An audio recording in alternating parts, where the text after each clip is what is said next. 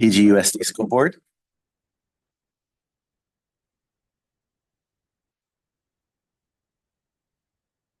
And we will go ahead and I think do our call to order. President Dr. Hazen. Here. Clerk McNeary. Here. Trustee Otmar is not here yet. Trustee Shamas. Here. And Trustee Wax. Here. Excellent. And as we begin this meeting, it's important to pay respect to and acknowledge that we are on the traditional land of the Ohlone, Costanoan, and Esselen people, and additionally pay respect to elders, both past and present. So you already did our roll call, which is great. Sorry, I should have out of order. No, it's my fault. But I'll go ahead and at this point we have the adoption of the agenda. So if there's anyone in the public, or we might have one quick announcement first. Right. I just wanted to draw attention to the fact that we do have one walk-on item, and that is the wrestling tournament that is taking place this coming weekend. We needed to add that sort of at the last minute after the deadline to allow for the board's approval to allow for that field trip to take place. It's taking place in Berkeley, and the team is their part of the competition is super early that morning, and so we really just felt it was going to be better for them to spend the night as opposed to leave some ridiculous time in the morning to head over to that. So my proposal at this point is to add that as a consent item, which would make it item L on the consent agenda. You can open up for public comment. Is anyone online or anyone in the room?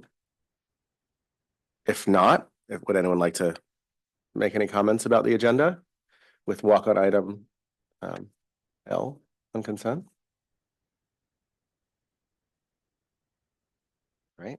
Okay, with that, I will go ahead and make a motion to approve the agenda with the walk-on item as item L on consent.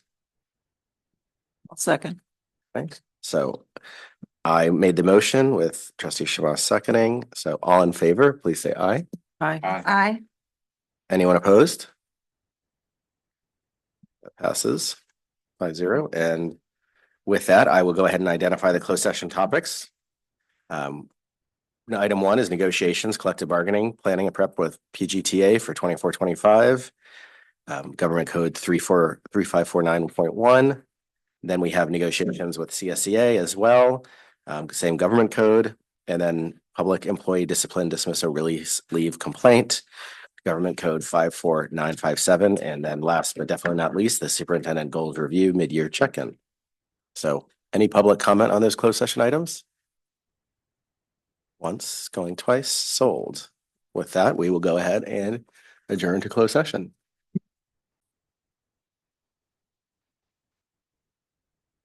I'll gavel us back in at 6:33, and I get to start off just by reporting back what action was taken in closed session. For item 1 on negotiations with PGTA, information was received, direction was given. Negotiations with CSEA, information was received, direction was given. Item 3, public employee discipline, information was received. And then for their superintendent goals review, information was received. So with that, we're now into our Pledge of Allegiance. And I've asked Assistant Superintendent Jordan if he would lead us in the pledge today.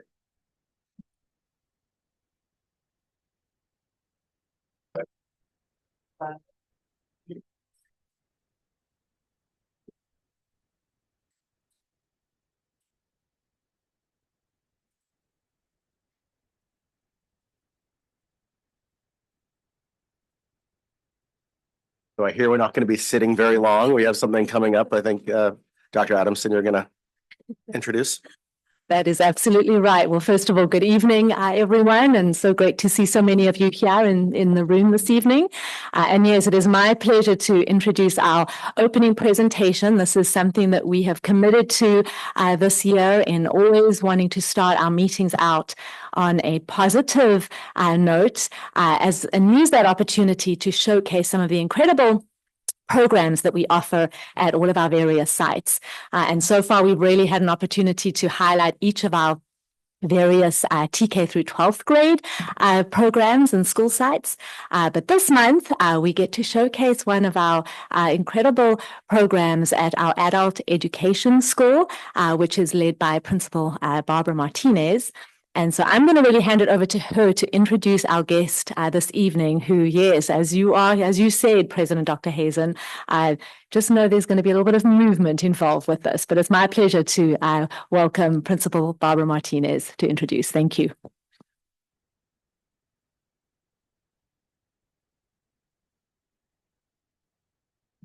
Okay, Barbara Martinez, principal of the adult school. Super excited to be here to be able to showcase one of our classes that we offer at the adult school. But before that, I want to really give you a little bit of cool information. I think it's very cool.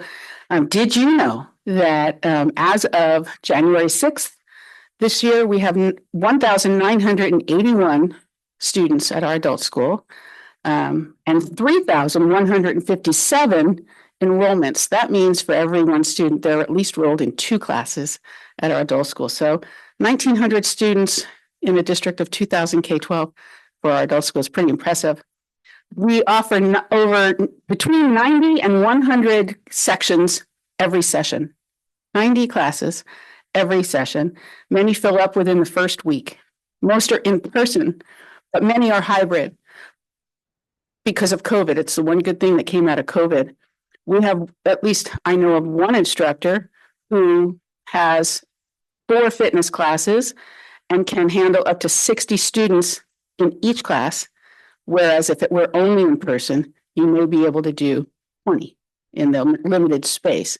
So more and more members of our community are getting out, getting fit, and becoming part of our adult education lifelong learners. One of the program areas is community education. We like to call it personal enrichment. And those are classes like art and fitness and languages and special interests classes. Zumba, which we're going to showcase this evening with one of our illustrious teachers, Freddie Eisen. Freddie's pretty much a master of Zumba, and you need special credentials to become a Zumba instructor. You do. He has like many jobs, and today he specifically came here. He works for Montage Health, helping those patients stay healthy with Zumba. We went from 1 Zumba class to 5, and we're serving so many members of our community of all abilities. We have cross enrollments from students of our independent pathway program attending Zumba class. We have students at home who join in with Freddie at home. And now we had an interest in Zumba Gold, and that's what we're going to showcase this evening. We have Zumba Gold, and those are for our older adult population. Come on in and join the party. You're not late. You're not late. So I just wanted to say that. And so, Community Ed alone has 2,886 enrollments so far this year. So fitness classes include Zumba, pickleball, Pilates, yoga, Tai Chi, swim, soccer, aerobics, and all dances. And it's like I said, we have Freddie and we have Sarah Gallagher. So without further ado, I'd like to bring up Freddie. You can see Freddie at Good Old Days. He'll be Zumbaing down on the stage at Good Old Days. He's everywhere. So, and he's very shy, except when he's dancing. So Freddie, the stage is yours for a couple of songs. And I would like to invite everybody to get up and participate and kind of just relax those muscles and enjoy. Be gentle. He will hurt you. Wherever you want. Oh, so however you want to set up. Everyone's gonna get right. Let me see that. Right.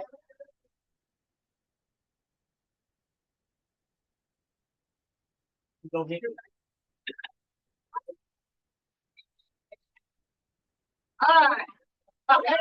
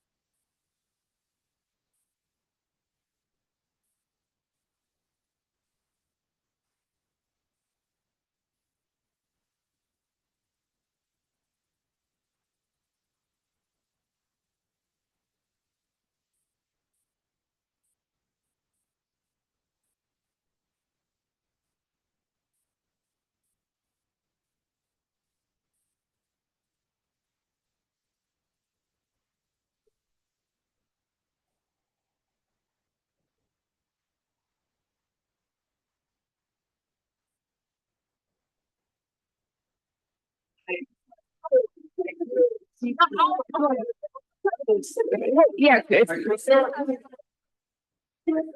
we're gonna get a photo. Can I get any other students up here?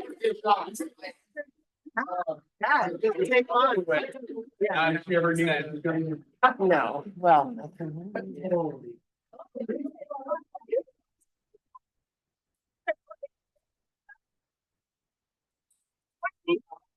I'm in the like barely.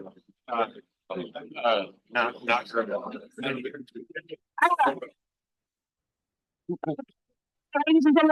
Take a quick photo, but I do want to say, how many of you pay 150 to 200 for a gym membership when you could take Freddie for $50?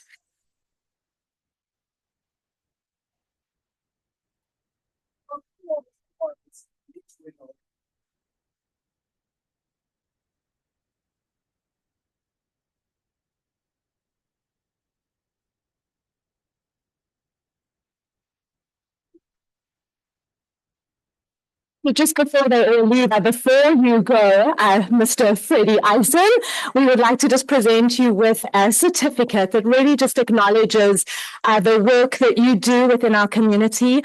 We established this year our Culture of We certificates and recognition program, which really serves to help identify our three core values, which are safety, belonging, and prosperity. And really through the work that you do, it was clearly evident, I'm a little out of breath here, that was clearly evident as you got this entire room moving in some way or form. This is probably one of my favorite things to look around and just see everyone doing their own interpretation of the movement, but this is clearly... This is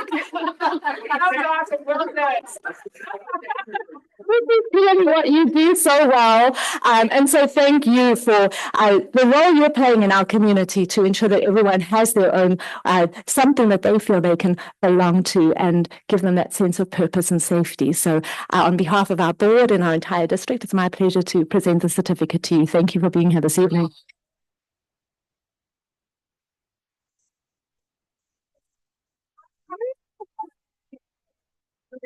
Thank you.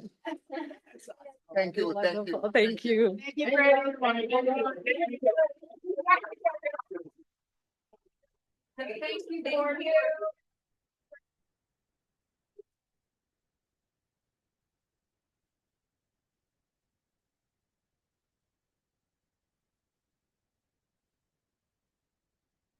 Yeah, right.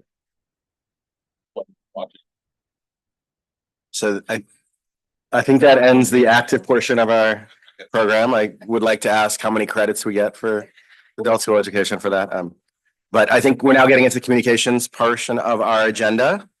And in terms of written communications, it's been a relatively quiet one. We did get some kudos for staff coming in early and helping get things started at both Forest Grove and I think at Robert Down as well, which is important to give those kudos and shout outs, but otherwise I don't think I had any other emails. So I don't know if anyone else had any they wanted to summarize that they might have gotten. They've been pretty quiet. Right. So with that now, we are going to actually go directly to our student report as we get into our board member comments. Okay, so the return from the break at the high school was smooth. We had a portion of our students make schedule changes, but for the most part, our classes are year long, so didn't really change much of the students. Winter sports are in full swing. We have wrestling, basketball, and soccer. Boys and girls for both of them. Wrestling had their senior night yesterday, and I was there, and all the wrestlers had good matches. Our ASB is doing interviews for next year. They started this week, and we're planning next year's ASB activities, and we're helping the underclassmen with just planning and everything. The senior trip to Disneyland is April 10th and 11th. We have one full bus. We're working on the next one. We expect to have 3 buses because our class is pretty big. We have the second club rush of the year next year. It's like a club fair that like new clubs or anything can they line up down main hall at lunch and people can come sign up for them and they advertise their meetings and everything. In February, we have Field of Love Week, which is just, it coincides with Valentine's Day and it's just a week to appreciate our students and our teachers. And then the winter sports rally is also February to appreciate the winter sports. At the community high school, we have 1 or 2 students graduating early, which is a good accomplishment. We have some new students added to their transition was smooth. And the community high school had the opportunity to visit the Pebble Beach Corporation on December 13th. They took a tour of all the different career paths that they could take, and it went really smoothly. Thank you so much. Anyone from the board? I'll look down and start at the end, but feel free just to. Yeah, like a Californian and a resident of the States. I think we're all thinking about people down in LA. My brother is just over the ridge from an evacuation zone. My friends left. And I have often these past couple of days felt helpless, but I do want to remind people in the community who might know people in LA, California schools have CalHope and Bright Life Kids as an online mental health program. They're both free apps and they're covered. So if your children is experiencing any trauma, I just want to remind you all of those resources. Again, that's CalHope and Bright Life Kids. And as a quick reminder, that next week on January 14th at PG Middle School, there's understanding and responding to bias-based bullying. Just want to get that out there from 6 to 7. And then obviously the dancing made me sweat a lot just by like pure social panic. So I really felt aerobic, but it did kind of highlight I know that Principal Clark Anthony I believe led augmentative and alternative communication training program, and really witnessing everyone dancing and me not being able to dance. It was a real clear sign that is in itself its own AAC. So I think it was a really cool way to tie what some teachers have been doing and what our community does. So that's all.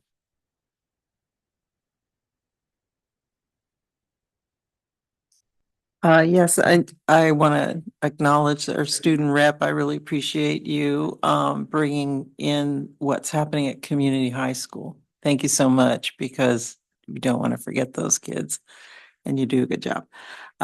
Speaking of the high school, I went to the high school event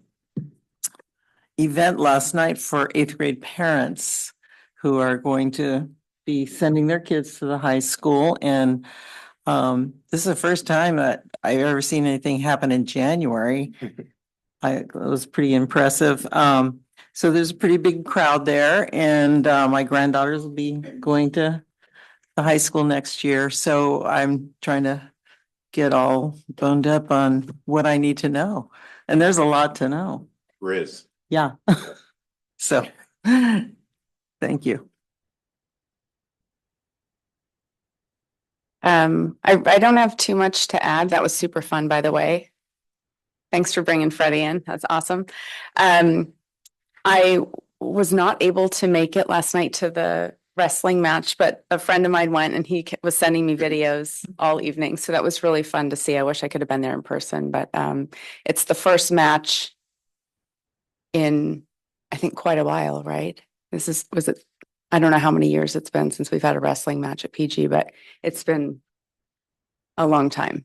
So that's an exciting thing that's back in PG. So other than that, I don't have much to add. Thank you for that, Mike, about the support for kids. That's super important. I appreciate you bringing that up. Yep, just welcome back, everyone. No, nothing more than what already has not been said, so thank you. So I will hand over the mic to our superintendent for her report as well. Thank you so much, President Hazen. So again, just to repeat a little of what's been said, welcome back. I hope everyone just had a wonderful holiday. Having the schools closed for 2 weeks, it really just gives us that opportunity to take that time to just, be present, spend that time with family, and I think just reflect and remind ourselves of what's important. And I can't tell you how many, students and families and staff alike, stories I've heard from so many who did just that. And were able to return, on Tuesday, just regardless of how much time, because we know many of our staff, worked over the 2 weeks, but just, even those few days to, just really take the time to be with family and remind ourselves of just what's so important. So welcome back though, 2025, here we go. I, was lucky enough to be able to start on Tuesday at 8:30 at, one of our schools, and really got to already this week, visit all 4 of our comprehensive school sites. So I just wanted to give a quick, highlight of each of those visits. I started out 8:30 at the high school with Principal Amira.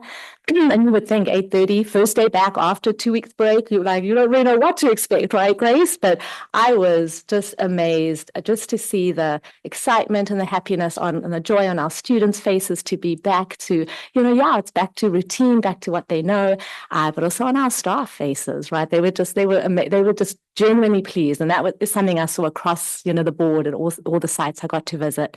At the high school, it was just really neat to kind of, as we walk classes, to really kind of see, and at all of the school sites, it was just back to business, back to learning. But I loved how so many of the teachers were incorporating, goal setting into, whatever subject it was, to really kind of, tie in that whole sense of the start of something new. And, how do we, use that to kind of identify and analyze where we are in the year and, what we need to focus on for the coming months. But kinetic and potential energy in science, bird beak adaptation, differentiated art in Mr. Kelly's class. And then I also got to see the new blinds that have been installed in the library at the high school. And librarian Mr. Morrison was kind enough to let me play around with the little remote. And, we got to see them going up and down, but that's been something that's been in the works. And thanks to our MOT department for getting that up and running. That was great to see. That was followed, shortly with a visit to Forest Grove with Principal Arbroon. And that's really where I got to see in so many classes some form of goal setting, where students were really, teachers were tying in their activities to goals, wishes, and resolutions. I got to see some typing practice in the 3rd grade in the computer class, and then really a kind of impressive 5th grade lesson where students were having to debate one particular argument on whether they thought that the school day should be shortened. It was really fascinating to hear from the minds of 5th graders what their thoughts are on that. And it was really interesting how many of them thought no, right? And they were tying in items along the lines of childcare and how that would be, just more of a burden on parents and, loss of learning, and would there be time for the special, enrichment classes. So really, really interesting to see that. But again, just engagement, students coming back ready to learn. Robert Down, I got to see some really active and critical thinking, different math problems, tumbling in PE, because our PE teachers have started the gymnastics unit for this month. And then 2nd grade were participating in the Save the Whales assembly, getting ready for their field trip next week, where they're going to be doing some whale watching. So again, just really neat to see the tying in of that. And then the middle school was where I, ended on the Wednesday. Again, lots of goal setting. An ELA lesson where our teacher was really talking about effective arguments, how we can be influential, and it was just kind of just a wonderful reminder of Aristotle's teachings, ethos, pathos, and logos, right? And it was really neat to see and hear the students sort of connecting and tying that into their learning. Let's see, an introductory lesson on the Holocaust, and then just several math lessons where students were up and involved and engaged in sharing their thinking, using critical thinking, talking through with their peers, but up and about and actively involved in multi-step complicated problems. So really, I think overall, the theme from that was just the incredible level of engagement and excitement that I got to see. And again, that was our teachers, and just a thanks to our teachers for really being prepared to welcome students back. I think it really helps having that Monday, really for them to be prepared. I think it helps our families as well to ease into it. But they were so ready to, have students back and get them, back to learning. So again, just thank you across the board. So much to look forward to as the year continues. And then really just a few quick highlights. We have got learned from Mr. Kelly, our art teacher at the high school, that this Friday evening from 7 to 9 p.m. at the Pacific Grove Art Center on Lighthouse Avenue is there the high school art exhibit. It's cool to be square, but I will be, I'm going to definitely be stopping by. I encourage any of you, if you have maybe after or before dinner, if you're out and about to, stop by. There is some incredible art that's going to be exhibited from our students. You will, unbelievable, just the level of creativity and the unique interpretations of students. The challenge that he presented to them was to create a work of art using a square wood panel to express their individual artistic voice. And you will be amazed at what you see. So if you can, please stop by. I loved, Mr. Kelly's perspective on that. He really talked about how the student engagement level for this project was really above anything he has seen in a long time. And really, he sees this exhibit as a physical manifestation of the talent, creativity, and optimism of our high school students. And I could not agree more. And let's see, just as far as, some highlights of some things that will be happening at the middle school, but really apply to all families and all sites and all students. And, Trustee Wax, you mentioned one of them, the, Welcoming Schools Parenting Series, which really it begins next Tuesday evening. It'll be from 6 to 7, and every second Tuesday, every of the month, right? So alternate weeks, following that. And January 14th, so the topic is understanding and responding to bias-based bullying. They'll be covering topics such as the definition and scope of bullying, impact of bias-based bullying, and the community approach to bullying. So again, that if you are available, I highly encourage families to really partake in that, and it is available on Zoom. Information has been shared via email and via Catapult to all families. So if you want more information on that, feel free to reach out to the middle school, to Principal Roach. He's waving at me back there, but really thank you, Principal Roach, for really putting this on and making this available to our families. And then the other highlight also, which will be happening at the middle school, but is open to all of our families and students, is the Wellness Fair at the middle school on January 25th. It's a Saturday. It'll take place from 11 to 1. You can find it and access it on the middle school field. And there will be an array of different organizations all really highlighting and showcasing some of the resources available for wellness and mental health. So again, I encourage you to attend that. That's January 25th from 9 to 11.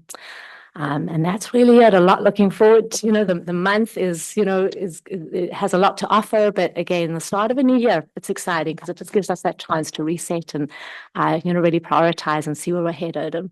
And for one, cannot wait. So back to you, President Hazen. Thank you. Thank you so much for the updates. And we're going to get right into our safety report. Our Assistant Superintendent Jordan. Thank you, President Hazen. And it is good to be back, seeing everybody's refreshed faces over the break, both staff and students alike. A couple of items just to cover tonight, nothing major, but we're still rolling through our professional development and growth around safety. So a couple of highlights. Our safety committee is scheduled, district-wide safety committee is scheduled for next Tuesday, January 14th. A couple of topics on the agenda for the committee are the discussion surrounding our We Got Your Back training, which is set to occur at all sites this month in January. And then we're planning to garner input from our safety committee on the Measure B proposed safety infrastructure projects, which will be folded into our facilities master plan. This spring, the district's going to begin inventorying the classroom go bags to ensure all necessary items are added to support our Big Five protocols. PGUSD has finalized the mock-up charts for our Big Five protocols that are going to be distributed to all classrooms and general assembly spaces. That's just a further document that we can provide to our community, our teachers and our staff in the spaces to remind them of our Big Five protocols. More importantly for our visitors, because our students and staff are trained on it and our visitors may or may not be aware of those protocols when they enter our campus. Those will be deployed sometime here in the next couple of months. They're going to be going to print next week or the week after. Under our general threat assessment and training, I mentioned before, we have the We Got Your Back training with our instructional staff. The We Got Your Back program is a mindfulness-based alternative to active shooter drills for school students pre-K through 12. The series aims to increase school safety through situational awareness. This series is designed to increase alertness and heighten the likelihood that students will share important information with adults in the event of an emergency on a campus. The trainer sessions that we have right now scheduled for all sites, Forest Grove, Robert Down, and the middle school, they will be combined together this coming Monday, January 13th from 3:30 to 4:30 p.m. And then the high school and community high school on January 27th from 3:45 to 4:45 p.m. And then finally, some of the district-wide safety projects over the break. Director Algaze was working quite a bit with the camera expansion project. We have over 80% of the cabling and infrastructure now installed on our school sites for the expansion of the 50 cameras that we're placing this year. And I will continue to bring updates related to district-wide safety projects as they progress. But for now, that's the end of my report. Thank you. Thank you so much. And now we're into the individuals desiring to address the board part of our agenda. And so just to make clear, public can comment on any item within the board's jurisdiction. And please hold any comments you might have if it's on a specific item that's coming. So this is just for general comments, and we'll allow up to 3 minutes per speaker with no more than 20 per item pursuant to policy 9323. And so also to be clear, the Brown Act limits our ability to respond as a board to public comment, but we can choose to direct items for further attention. So with that, we'll kick off on item A there, the community members willing to or interested in directing questions to the board or comments to the board.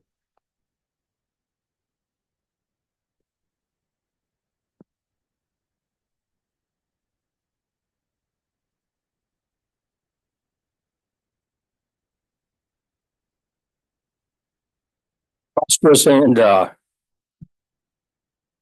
say great new year for the school district. And I think you should start every board meeting with the Zumba. I'm not sure, but some sort of activity like that would be good.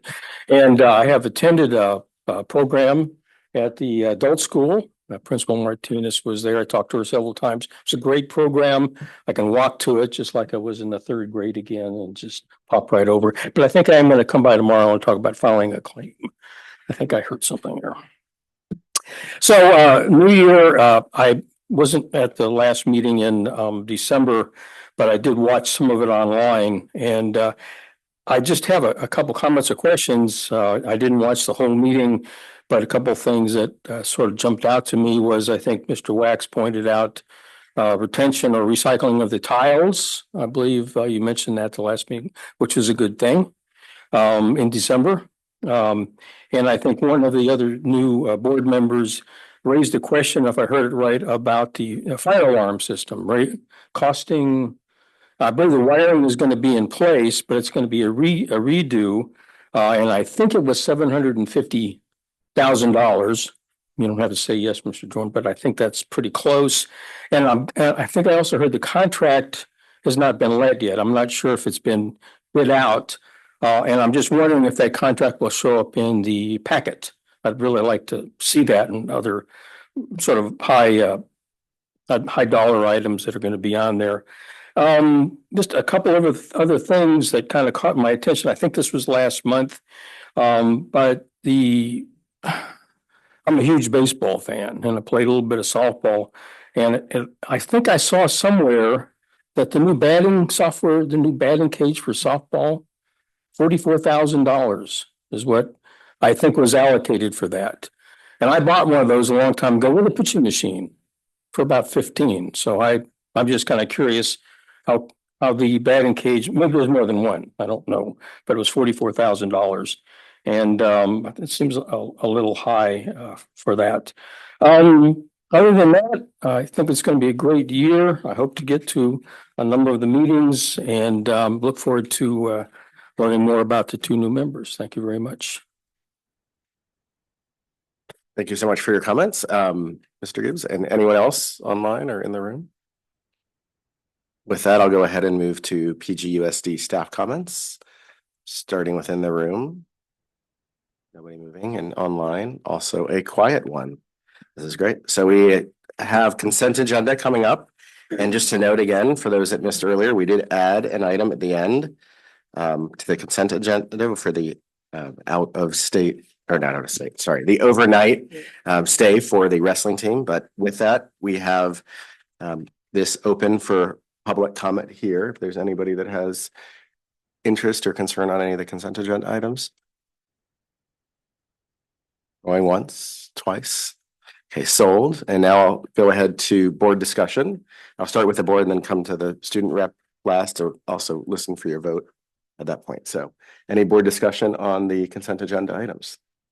Yeah, trustee Shamas. Yeah, just on item K, which is the MOU for CSEA and the readjustment of food service positions.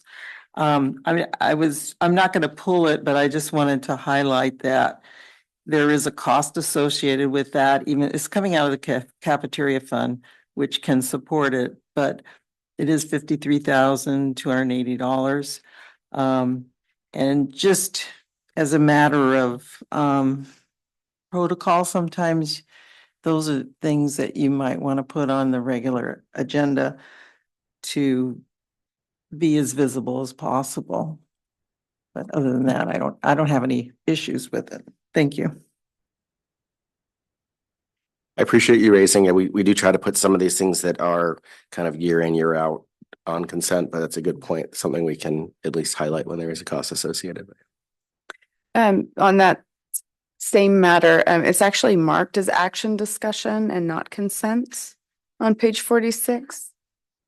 And that was pointed out to us earlier today. So okay. Correction, yes, we've made it, and it'll be updated in the revised agenda. Thank So you it so is, much. it's not misplaced. It's actually, It should be under consent. Yes, Okay. yeah.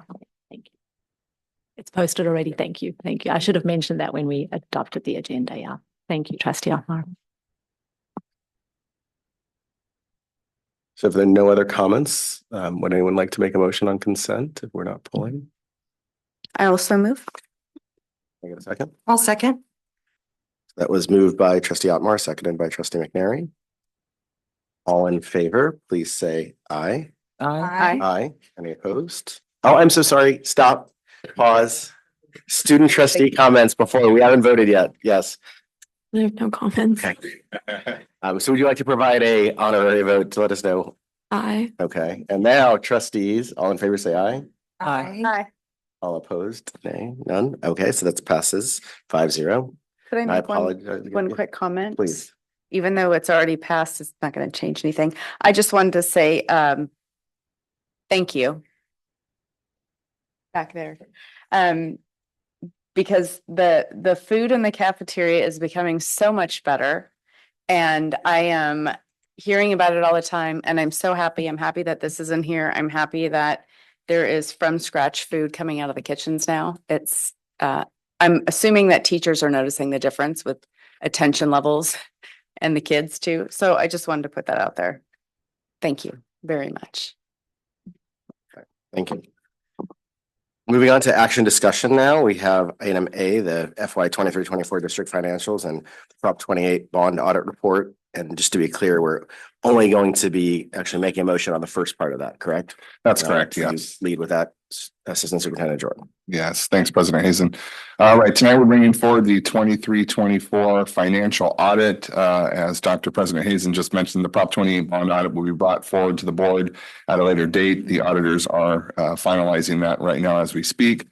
Bringing to the podium, we have Ryan Zielinski, CPA, is the senior manager with Hyde Bailey. We've been working with iBailey for some time now. We have a fantastic relationship this district does with this audit team. Everything's in the cover page, but I'm going to hand it over to him to kind of give some highlights and then talk about some of the findings. So with that, Ryan. There we go. Okay. All right. Good evening, members of the board, superintendent and Josh. Thank you for having me. It's a pleasure to come here every January. Go to Monterey, I'll come. But yeah, so I'll just briefly go over the audit report. Like we said, the bond audit report will be coming pretty soon. We're kind of dotting the i's, putting the t's on that final stuff. But with the main audit report, really, I'll just kind of go over the structure of it. And then if we have any questions, I'm more than happy to help. So the very first thing is a table of contents. From the very first part of the audit report is the auditor's report, right? Spoiler alert, the district received an unmodified opinion on the main audit. That's the best you can get. That's just, we didn't find anything significantly that in the financial statements, right? So those financial statements have been audited. Immediately after that is the management's discussion and analysis. That's basically the cliff notes of it. Here's kind of the summary of it. Here's the higher level. It has a comparison from prior year to current year. You can see the changes in the numbers, and that's that. And then after that, we have the financial statements. There's really two sets of financial statements. There's the government-wide, that's everything of all your financial stuff, including your long-term items, capital assets, long-term debt, pension, OPEB, those types of things. And then after that, there's the governmental fund financial statements. Those are typically what you're used to seeing, your unaudited actuals or those second interim, those kind of financial statements. Those do not include the long-term items, capital assets, bonds, long-term debt, pension. So that's the large difference between those two. There are reconciliation pages between them if you'd like to see the difference of it, but it's usually just the long-term amortization, depreciation kind of stuff. And then immediately following that is the notes where there's more detailed information about the numbers on the financial statements. And then there's a few areas of schedules like budgetary comparison schedules, schedule of ADA, instructional time, things like that. And those follow the financial statements. And then after that, there's the there's some more opinion letters. And I'll just touch on the statement of net position, the very first one. I always like to mention too that a few years ago, the districts were required to report their pension obligation on their financial statements. And as a result of that for this year, it has a negative impact on the statement of net position. About $32 million, right? So if you look at your statement net position, it looks like there's a deficit in the net position, but if you take into the pension count that stuff, it's really not net. It's negative, but not negative, I guess, right? It's pension related items. So that's that. During the year, we saw the issuance of the new bond, Series B, for about $7 million or so. And then you have Series C. I don't know if that's been issued. It has been. Okay. For the 24-25 year. And so where page is it? It is on page, there's a summary in here. On page 98, there's a summary of auditor results, and it basically just kind of talks about what I just said. Clean audit report on the financial statements. We do audit the federal programs, some of them during the year. But this year we audited the special education program or cluster. No findings unmodified there. The state compliance, we did have a couple findings there, but overall the opinion was unmodified. Again, that's the best you can get. But there are a couple findings in there. So we'll go back to page 101, and that's just discussing the findings. The first one was what was reported for your ADA didn't match the supporting documentation. Normally there would be a fiscal impact, but your the district is basic aids, so the ADA isn't funded like that. But so you'll see in there, we do have to calculate if you were ADA, what would the penalty be, right? So the second one is the instructional time. There was a shortage of instructional time for the high school of about 1,400 minutes. And so that had a fiscal penalty of about $140,000. And then the last one, there's an unduplicated finding. That one was only about $3,000. And with that, that is pretty much it. It's, the audit report's there. So if you have any questions, I'll be here.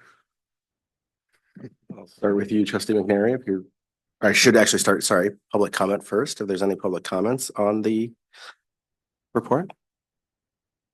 Now's your chance. Now's your time. I don't want to vote this guy off.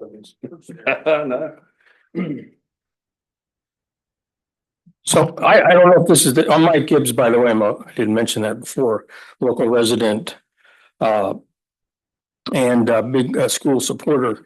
And I guess this is the time to ask general questions about this, about the budget, right?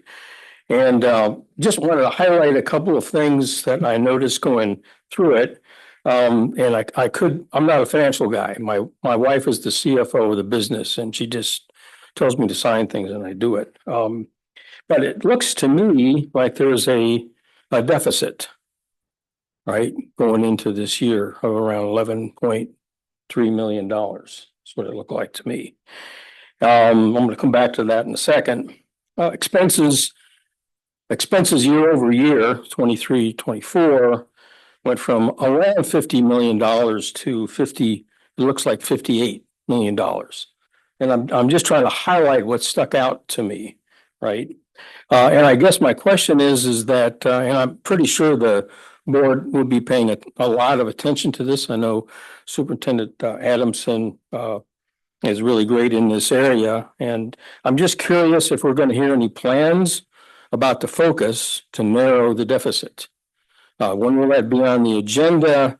What areas will be, this is tough. All school districts are going through this, some in much worse condition. My grandkids go to Oakland Public Schools and they are in dire trouble. I've got another one in LA and it's sad what's going on in the larger districts. So I guess I'll be looking for in future meetings how we're going to narrow those gaps.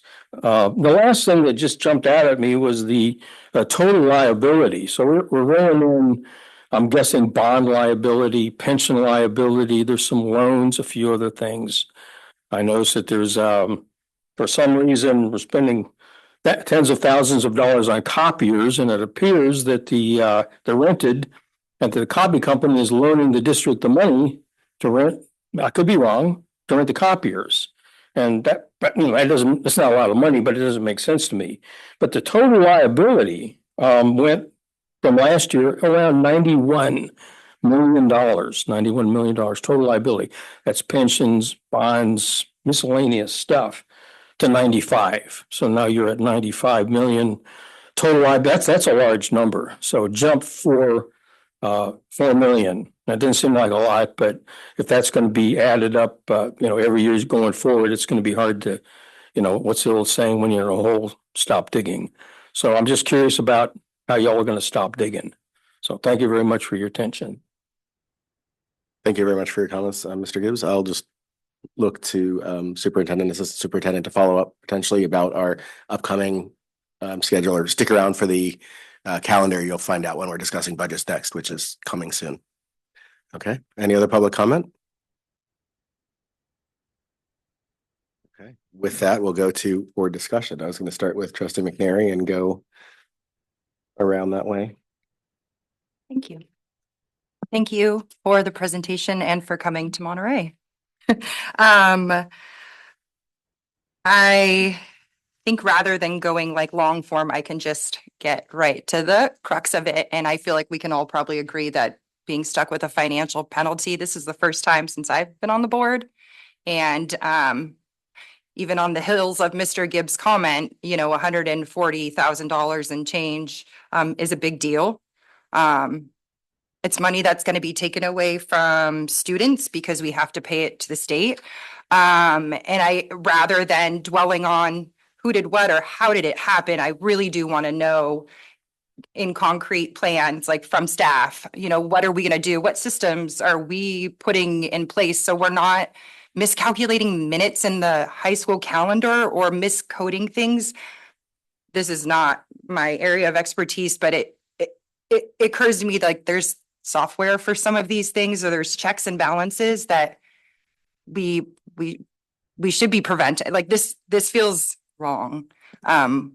That we shouldn't be spending money on this, and we shouldn't be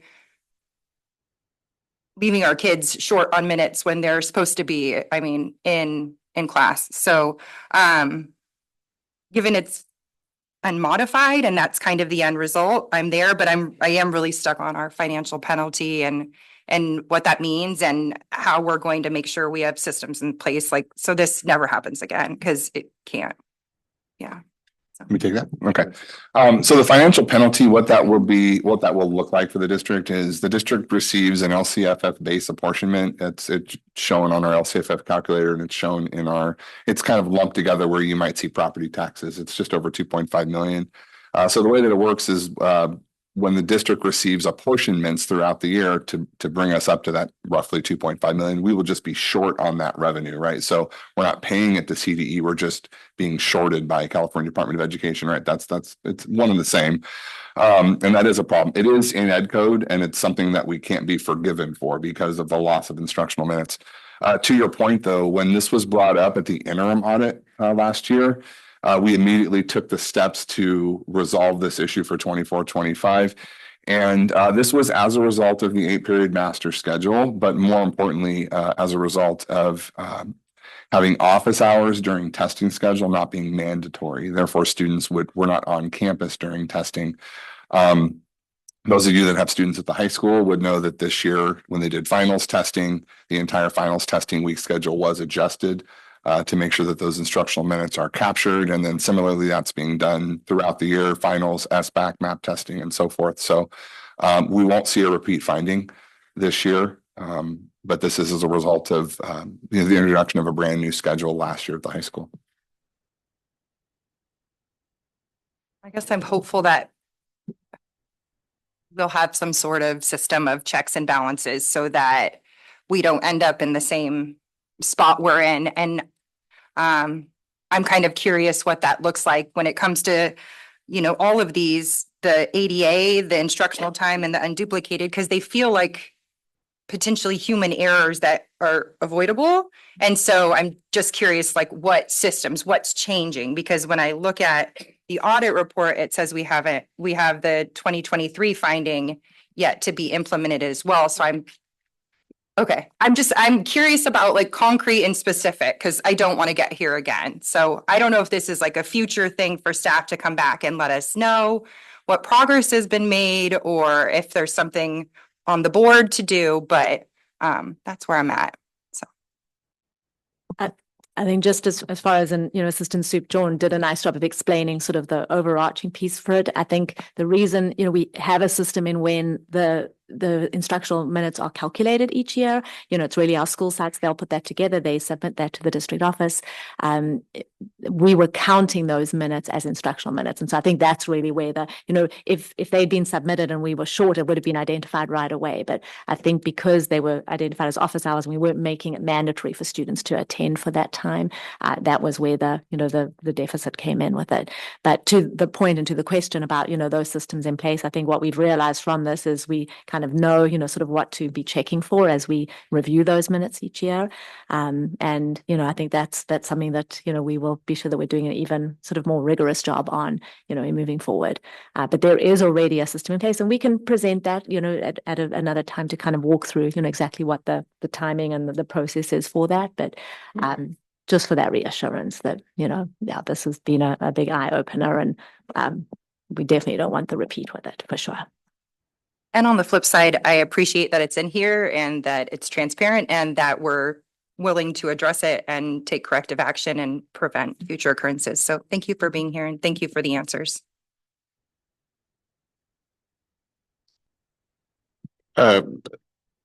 Picking back on the. Oh, I think it's me. Oh, We're oh, going I'm sorry. travel down. It's Okay, okay. good. No, don't worry. I changed it up a bit this time. We're just going around, but yeah, I'll call Were it you- next time. Are we going? You're 100% correct. Yes. Sorry, I didn't mean to interrupt. Okay, just not to beat the dead horse, but these are the same notes that is that okay to say? Sorry, horses. But I had the same notes taken as one of the things that I noticed, it seemed like it was human error. And to me, when it says data input errors for ADA and the hours, I understand that was just a classification of office hours and students being off campus. I'm also looking at the unduplicated pupil count. So are these human errors that are happening? Is that, I guess I just want to figure out how the office hours I understand, but for the rest of it, how are we fixing that?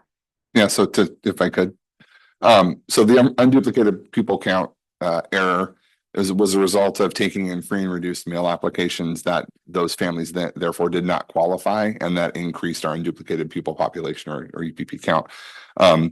That's something that we just changed this year, trying to place the free and reduced meal application in the packet, like make it more prominent for families, because for a very long time, well, at least for the last couple of years, because of the universal meals program, we don't really have to garner that input from families, Right. because we offer free meals to everyone. Right. So there's some human error in now trying to kind of ramp up the capturing of that data. And we do have internal controls right now established to review those packets a little bit more diligently than we had in the past. I mean, I believe this was the first year, last year was the first year that we really did kind of expand the free and reduced meal application process, simply to garner how many UPP students we have in our district. And yes, those errors occurred by receiving packets that may have incorrect information from the families.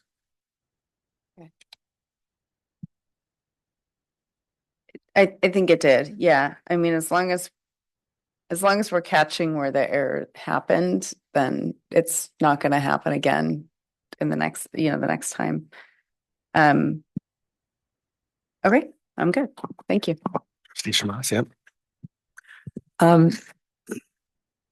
Are we to infer that we are only meeting a minimum instructional minutes at the high school then? Normally? From this? No, the master schedule actually did exceed That's the what I minimum thought. instructional minutes required. Just the office hours were disallowed as instructional minutes because they were not mandatory. So again, they were built into the master schedule, which contributed to the overall number of minutes required, which were in excess of the minimum. But then we had to have them backed out because they were an audit finding, being that they were not considered mandatory. If they would have been mandatory office hours and the students would have been on campus, which a lot of students are on campus during those office hours, getting small group instruction and working with the teachers prior to finals. But if they were designated as mandatory, this finding would have not been an issue. Okay, thank you. Trustee Waxer.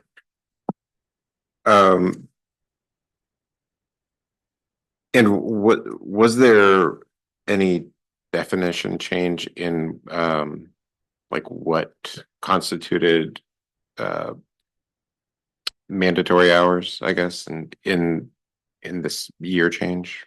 Yeah, the schedule no longer includes office hours or mandatory office hours. No, I mean like from the state, did they change their definition at all?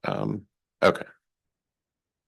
No, I think whenever I have to read into instructional minutes, I think they have an advisory from 1986. And that kind of defines what constitutes a technical offering of instructional minutes, right? So those definitions have been around for a long time. This isn't the only district that we've seen changes to bell schedules kind of go oops when the audit comes around. So that's usually what it is there's a change and then they're not they may not be familiar with the nuances of the ed code and all that stuff, or that how much it gets scrutinized during the main audit report. But yeah, no, the definitions really haven't changed. Okay. And just to make sure again, the fine, it's statutory, and there's no negotiation with the CDE. That's correct. I'll go quickly and then we'll go back to the student comment is just want to say those, first of all, I should say an unmodified opinion is a very good thing. I've seen audits from other districts where you see major issues, and there were times I know we did some reclassification of positions to give more help to the budget office. So I think this is, again, a testament, even with these mistakes. I mean, that said, I do agree that it's unfortunate to lose that money. At the same time, if you are a parent of a high school or you're around the high school during exam times, as Principal Amira can attest to, I know the students were very unhappy about having to go to class this year as part of the fix for this before exams. But it, just highlights that need for us to, again, meet our ed code requirements. So just had to say thanks for the effort put in. Thanks for the audit. And I know it was a tough year. Hopefully next year's will be a little easier with more support in the budget office as well. So. Student trustee Bishop, do you have any comments? Yeah, I think it was like unfortunate what happened with the minutes. Some of my fellow students were confused on why we had to go to school because it wasn't communicated to them like the reason. And so that's, I think, where some of the displeasement, I don't know if that's a word, came from. But once they figured out, were told or knew the reason, then they kind of just went begrudgingly, right? Yeah. Okay. And with that, we'll just one last look. Okay. With that, we'll start with your vote on approving the district financials audit. Aye. And then I guess we have to actually now move it as a board. Would anyone like to make a motion on that? To approve the district financials, and we're going to wait on the Prop 28 bond audit report. I will go ahead and make a motion. I'll second. Motion made by trustee Hazen, seconded by trustee Otmar. And all in favor, the student, I'll ask you again, sorry about that. Aye. Okay, all in favor on the board? Aye. Any opposed? And with that, it passes 5-0. Thank you very much. Thank you so much for the presentation and your time here, even though you get to enjoy Monterey. So we now have the 24-25 annuitant fiscal officer salary and schedule by Assistant Sup Jordan. Thank you, Dr. Hazen. Yeah, we've been looking through our salary schedules, and as you've seen, we've been bringing them back for revisions on occasion. There's another one on the agenda. It's the next action item we have as well. But this pertains to annuitants that work for the school district that are retired, either PERS or STIRS annuitants. These are PERS retired annuitants that have helped out in the fiscal office when the district had the resignation of our fiscal officer. We also have used retired annuitants to support payroll over the years. Those of you that have been around long enough know that, there's been kind of a lot of folks moving in and out of payroll. We have a wonderful payroll crew now. But what we're bringing forward tonight is the retired annuitant salary schedule amendment. Before we had management support, we've added fiscal office support and then retired annuitant support for payroll. Again, we hadn't had that before. And the rationale for this is that a retired annuitant cannot be paid on a salary schedule that exists for a current employee that's currently working in the position.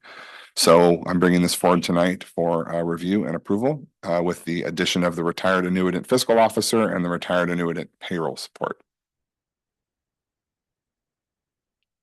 Go ahead and start quickly with comment and then just, I should say, start with public comment first. Anyone in the public? Anyone online? No.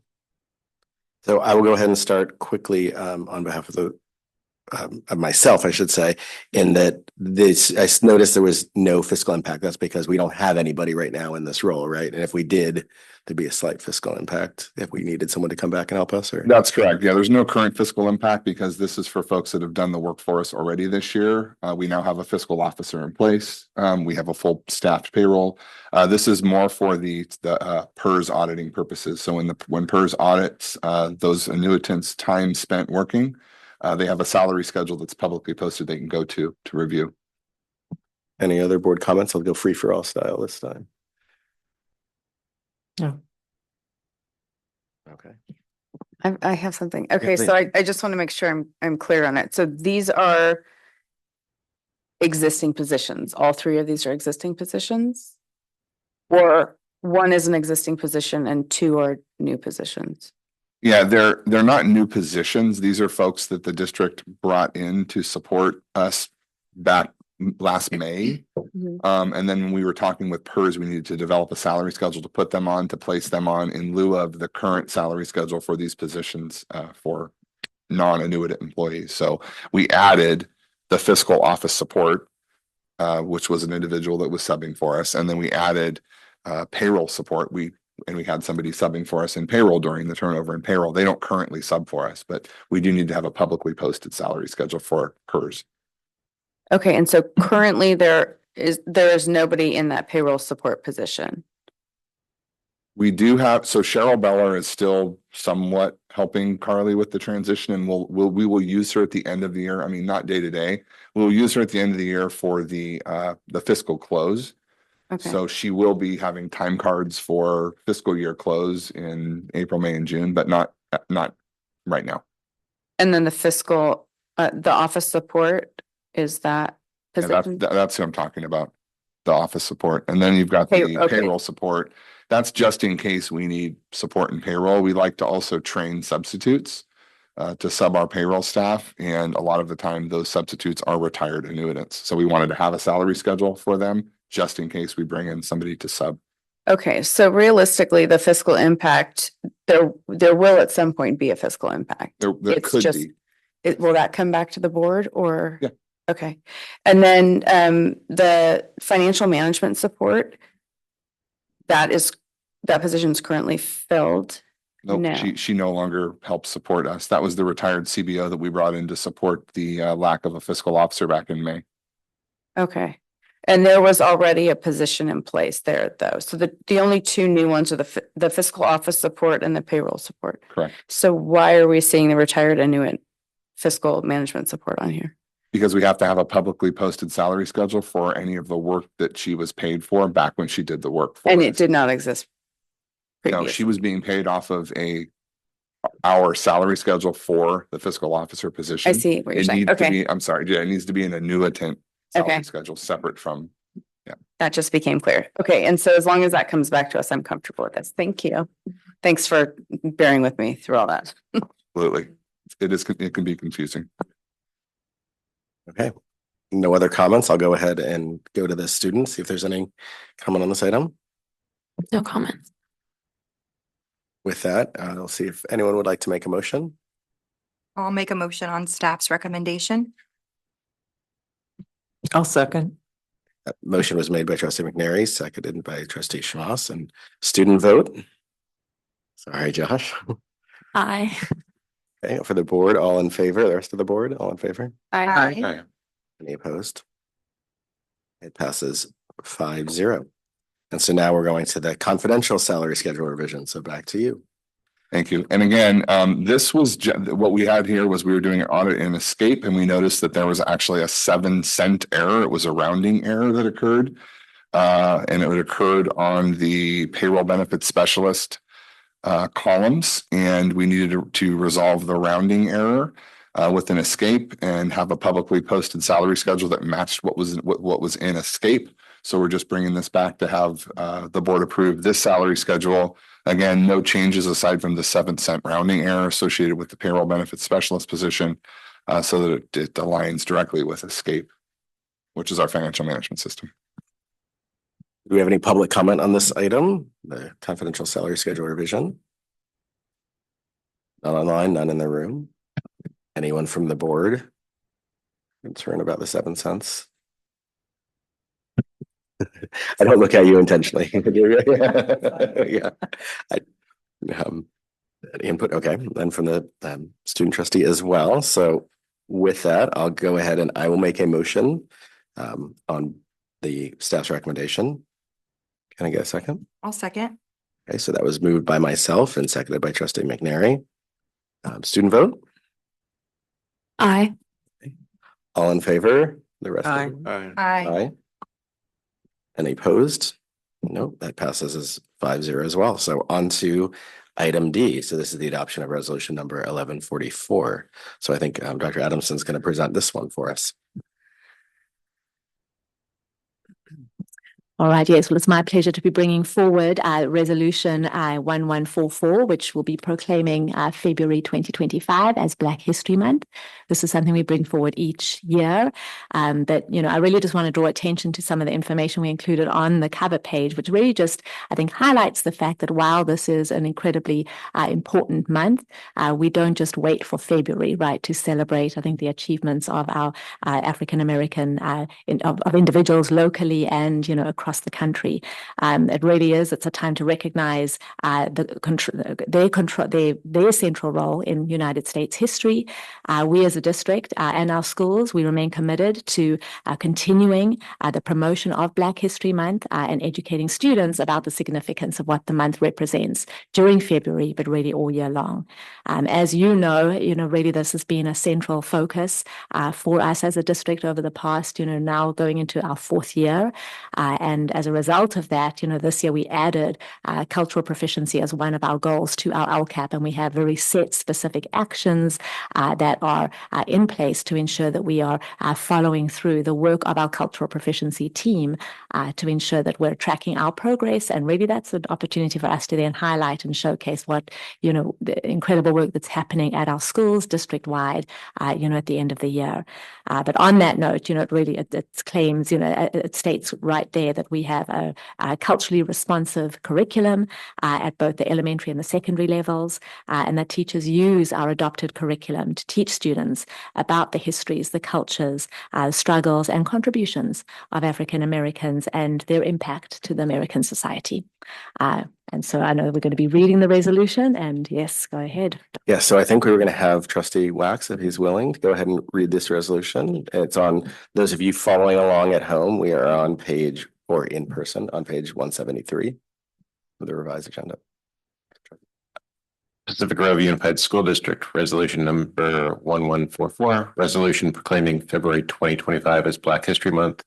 Whereas Black History Month is an annual celebration of achievements by African Americans and a time for recognizing their central role in United States history. And whereas the origins of Black History Month begins in 1915, half a century after the 13th Amendment abolished slavery in the United States, and when historian Carter G. Woodson and minister Jesse E. Moyland founded the Association for the Study of Negro Life and History, an organization dedicated to researching and promoting achievements by Black Americans and other peoples of African descent. And whereas since 1976, every U.S. president has officially designated the month of February as Black History Month, also known as African American History Month.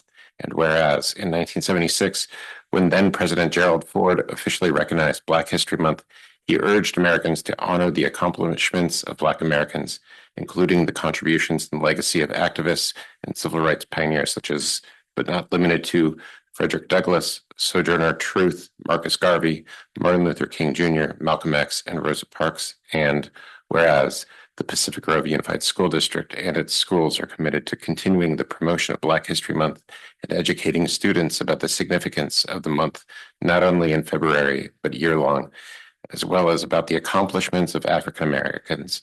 And now, therefore, be it resolved that the Pacific Grove Unified School District Board of Education hereby declare the month of February 2025 as Black History Month.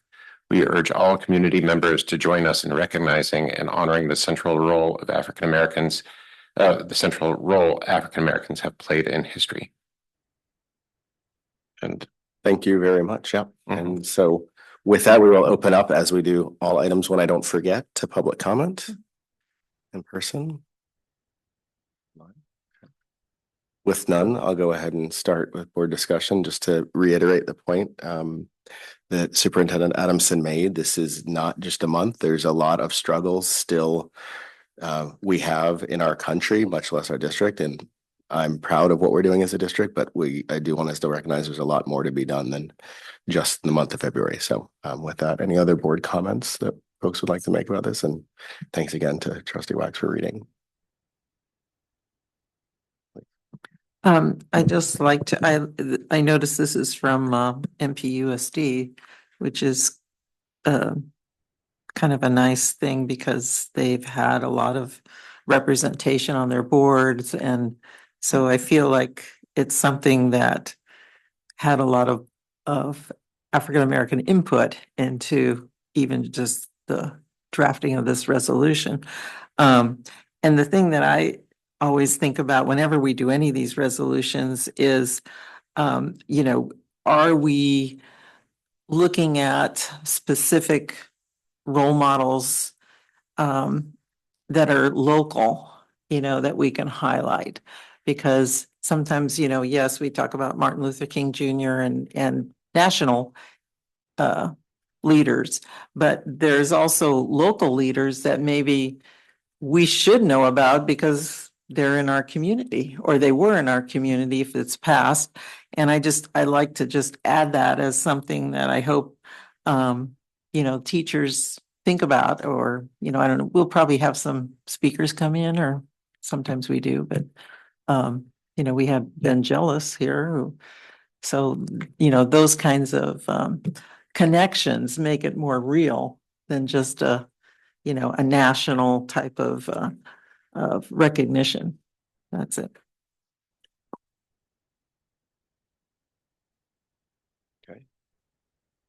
If there, do you want to? Yeah, To that please. very quickly, I love that idea and that reminder, you know, honestly, Trustee Shamas, and I think that's the beauty about the cultural proficiency plans and actions that each of our school sites, you know, developed last year and have implemented this year.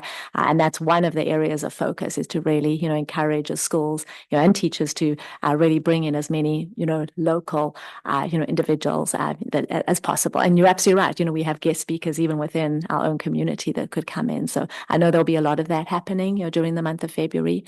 We actually have our community engagement event that's scheduled for January 29th, the evening, which will be at Forest Grove Elementary from 6 to 8 p.m. And that is going to be a chance for us to really showcase some of that work as a district, but also for each of our sites, you know, to really speak to some of the work they've done specifically. And then, you know, it's wonderful because the timing on it is good. We'll be showcasing just really a lot of the work that we've done in partnership with NCBI and Black with, you know, Derek Williams, who's really worked alongside us, you know, the last year in particular, you know, in that work. So definitely that'll be a focus, but such an important reminder. Thank you. Student Trustee Bishop. With that, would anyone like to make a motion on this resolution? Also move on staff's recommendation that we review and adopt the resolution proclaiming February 2025 as Black History Month. I will second. Okay, so that motion was made by Trustee McNary, seconded by Trustee Otmar. So student rep vote. I know. Aye. Okay. For the less important members of the board, all in favor, please say aye. Aye. Any opposed? It passes 5-0. We'd have to put on buying another microphone on our future agenda items. Just kidding. Okay, so now on to item E, the revision of independent study board policy admin regulation 6158. We have Dr. Hagwist coming up to the podium.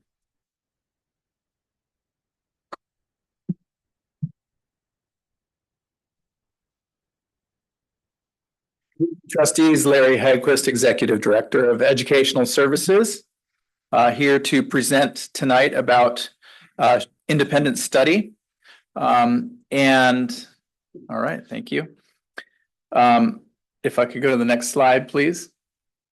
There's a new law, SB 153, that was passed June 29th, 2024. And it made 3 major changes to independent study, which is, you know, a program that we have as part of our board policy. And this law is going to trigger, or has already triggered a need to change board policy, and we will see that coming up at our next board policy meeting as the CSBA recommendations will reflect this change. And what I'm here tonight to do is to recommend that we adopt the new board policy early so we can get started in implementing what this new law is going to require.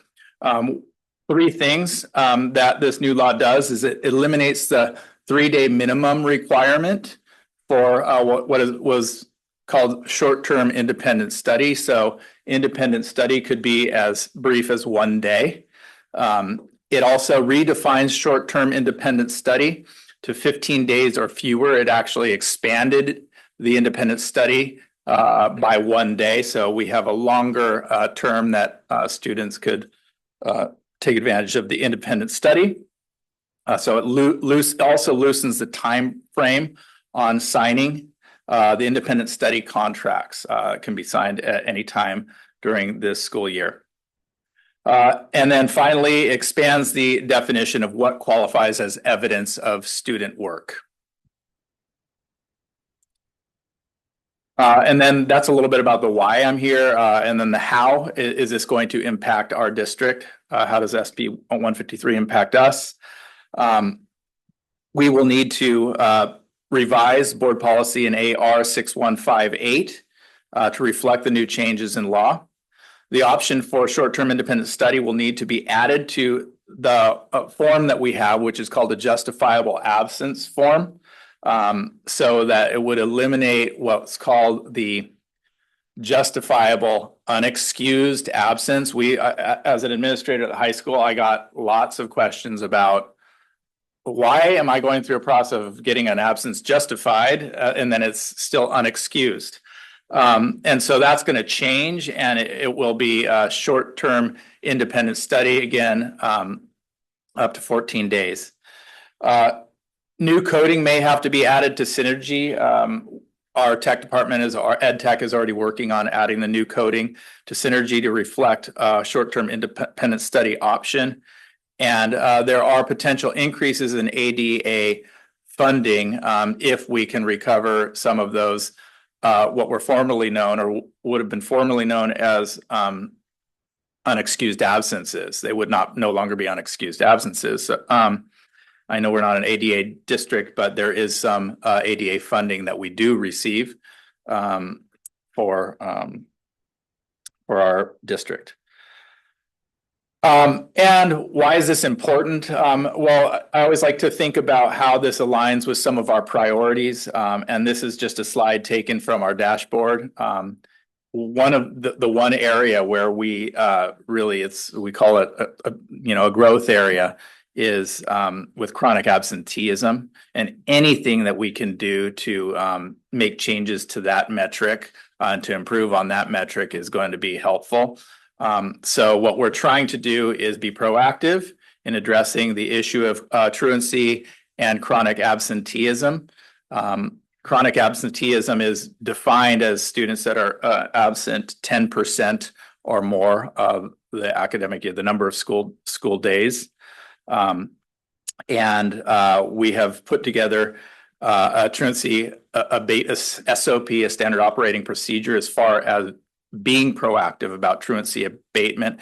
And this is just a slide from that SOP that highlights key information and the steps that we're taking as far as communication goes to reach out to parents and families to let them know that their students are receiving unexcused absences. And so it's progressive, and that's outlined right here.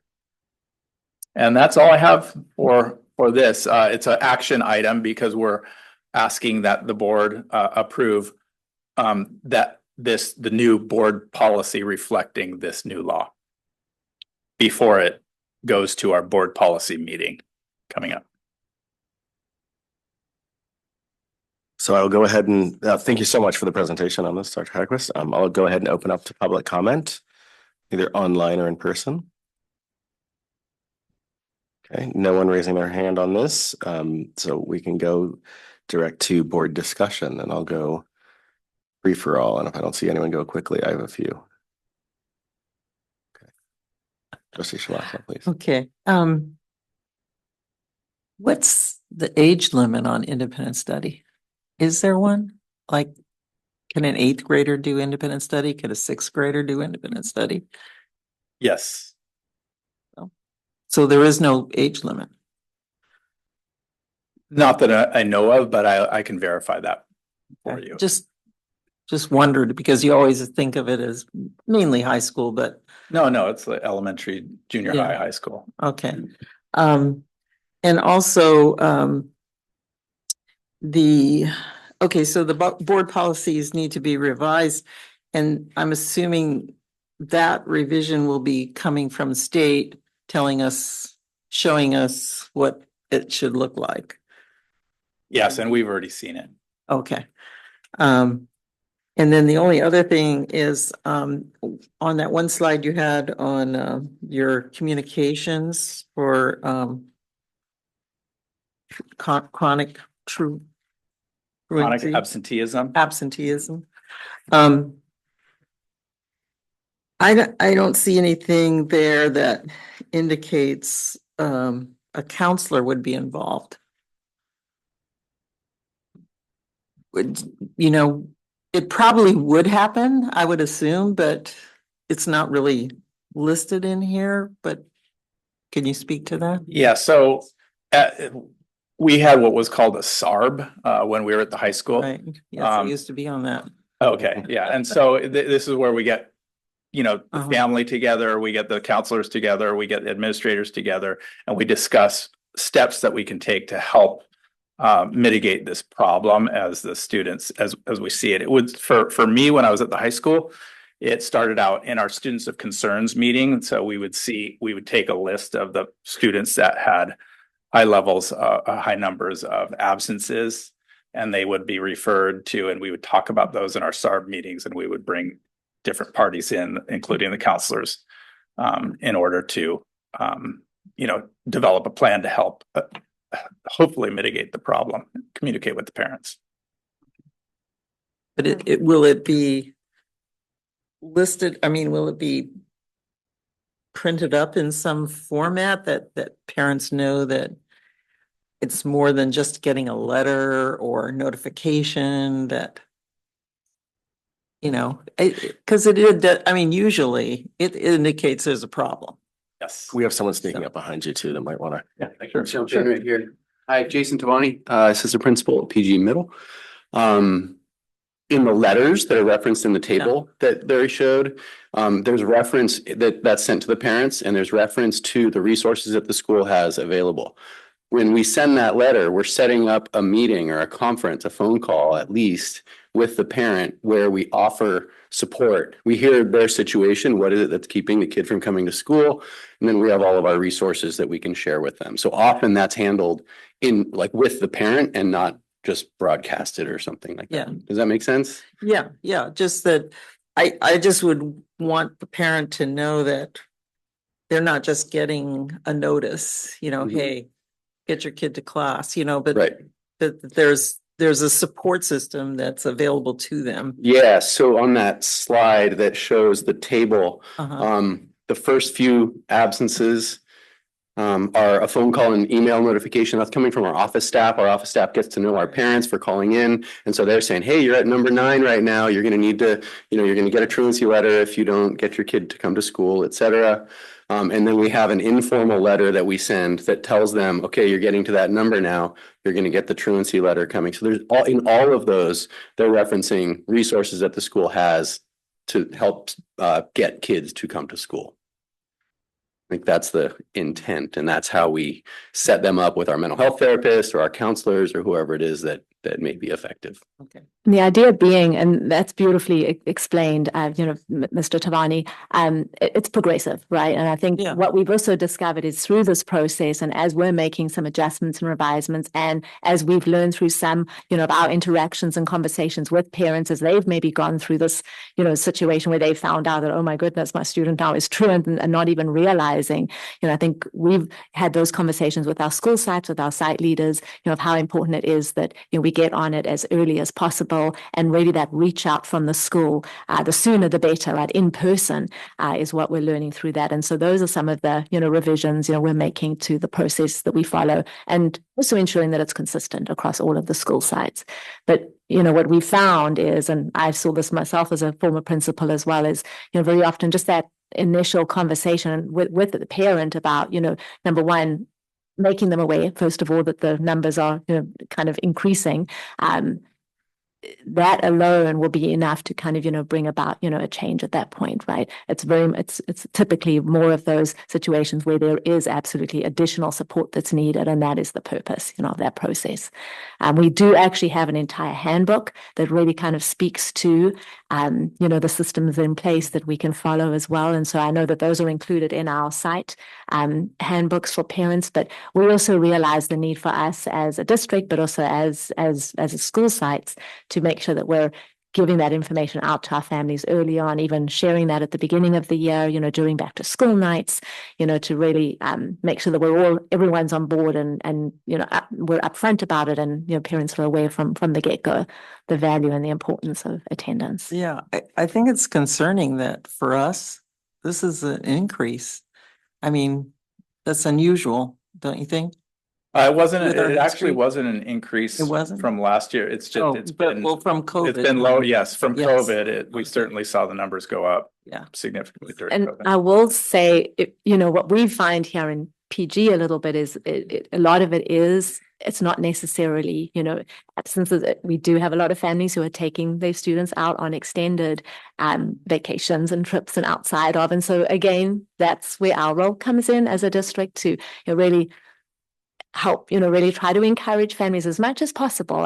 We get it. We know that there are going to be circumstances where there's a great aunt who's having, a birthday celebration, and that's in October or November, and it's outside of our vacation time. But that's a little bit of what we see when we're looking at that, the reasons behind it. And from what I understand is that's also the whole reason behind the use of what we have termed justifiable absences in Pacific Grove. That's very unique to Pacific Grove. And that was as a result of trying to sort of capitalize on and help support, that request from families to take their students out on long-term vacations. And we know that learning happens during those times, but that's the benefit here too, is now that we're using this as an independent study option, even when families do take their students out on that extended time, we can now recapture that as an excused absence. And ultimately what this is going to allow, we're going to see a decrease in our, our absences. I know that without a doubt. That's going to happen, number one, through the independent study, but also, I think through the increased communication. I anticipate we're going to, really just have parents get, trying to avoid it and reduce those numbers regardless as well. So I think Principal Roach has a response as well. Hey, good evening. Sean Roach, principal of Pacific Grove Middle School. In addition to what Mr. Tavani said so eloquently, we've known about this for years. It is a site goal in, I believe, all 4 of our sites to combat this. And so this is something we are well aware of and something we're actively combating. I think this in particular is really going to help out a lot, especially with lost instruction. This is really going to make kids who miss even a small amount of time much more easily reassimilate into school. So it's a good thing.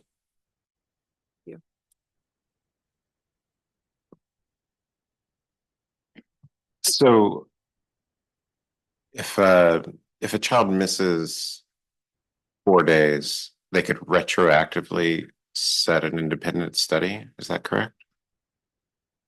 If they miss up to 14 days. Right. Yeah, this year. So It's not retroactive, correct? It has to be done in Well, advance.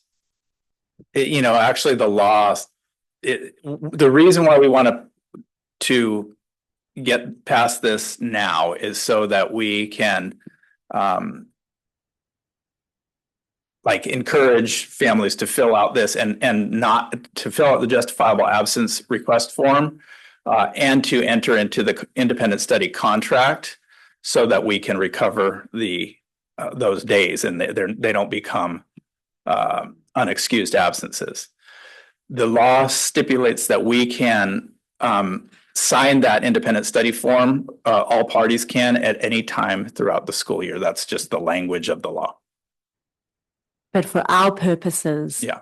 The contract will, ideally the contract needs to be signed in advance because the teachers need time, number one, to gather the work for it to be done sort of correctly and with the right intent to gather the work. So students take that work with them prior to the absence, so they can complete it. Before we can count and recoup those days as independent study, students need to submit the work, teachers need to grade it, and then they've got to submit it. And there's a whole auditing process of that before it can actually go in to be then considered that it was an excused absence. And so there's a whole process with it. If we get a family coming in, 3 months later to say they want, an absence that they had, at that time to be converted.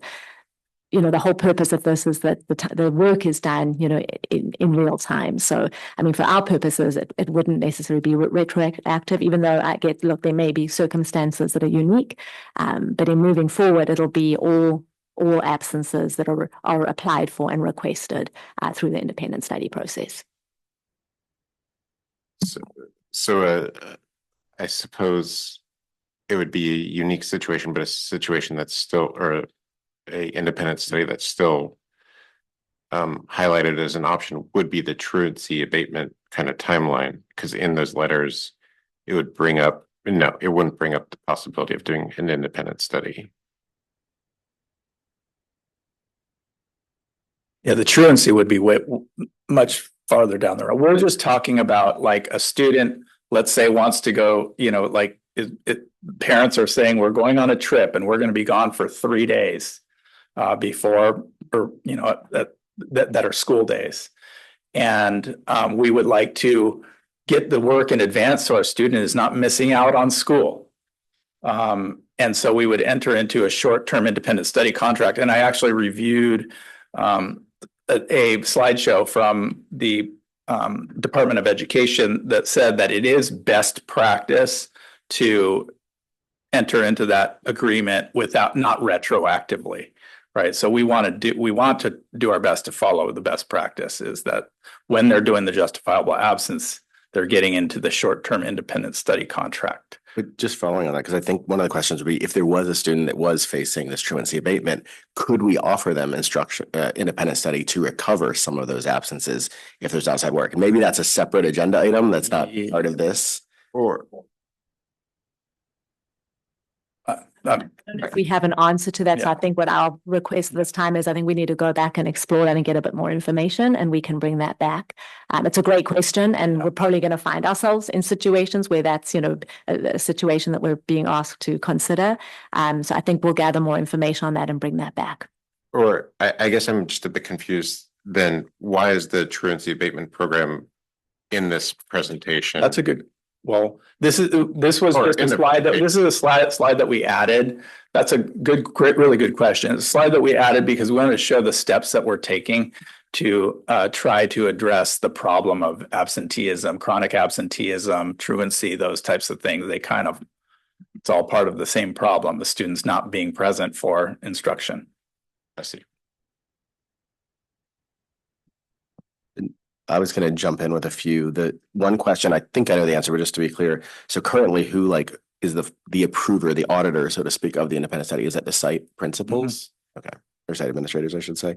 Okay, great. And then the other question I was going to ask, as someone that has done the justifiable unexcused absence, is it possible for that form to be digital?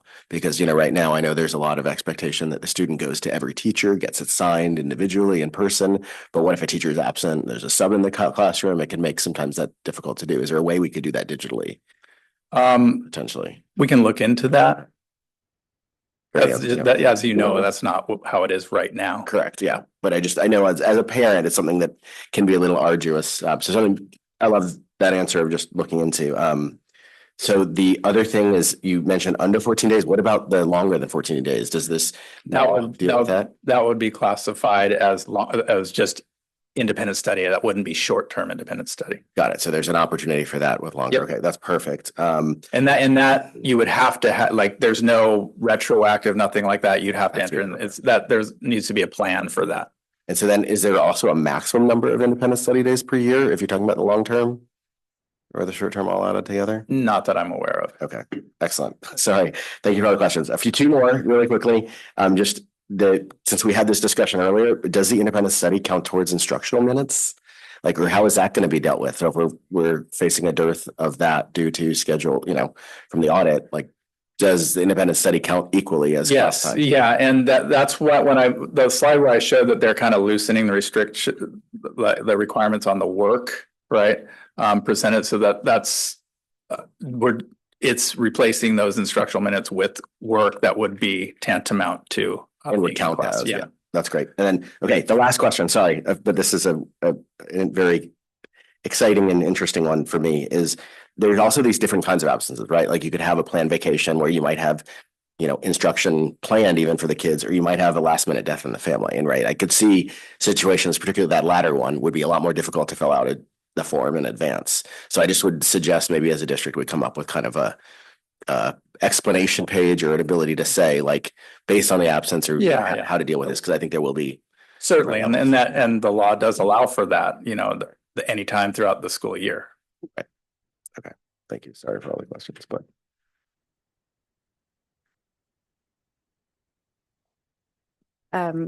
Okay, so is there, as we review this, I'm thinking that it might be beneficial to set up sort of an expectation for parents of how far or how many days in advance that we should be requesting this. So I think that's something that's going to be important, especially if it's not something that we are going to, best practice is not to do it retroactively. So that might be something that needs to be very clear, so that if there is a vacation coming up and every teacher needs to be contacted, or however that's I haven't done it, so I don't know, but so it allows enough time for staff to gather the information and get it to the family. I don't know what that would look like, if it's a week, if it's 3 2 days. weeks currently, if I remember correctly. Yeah, it's on the justifiable absence request form. Unfortunately, having done it recently a few times. 2 weeks. So then I thought, so what about in the case of illness? So you're not going to know that you're getting sick. Let's say you're out for a week, or there's pneumonia, or whatever it is.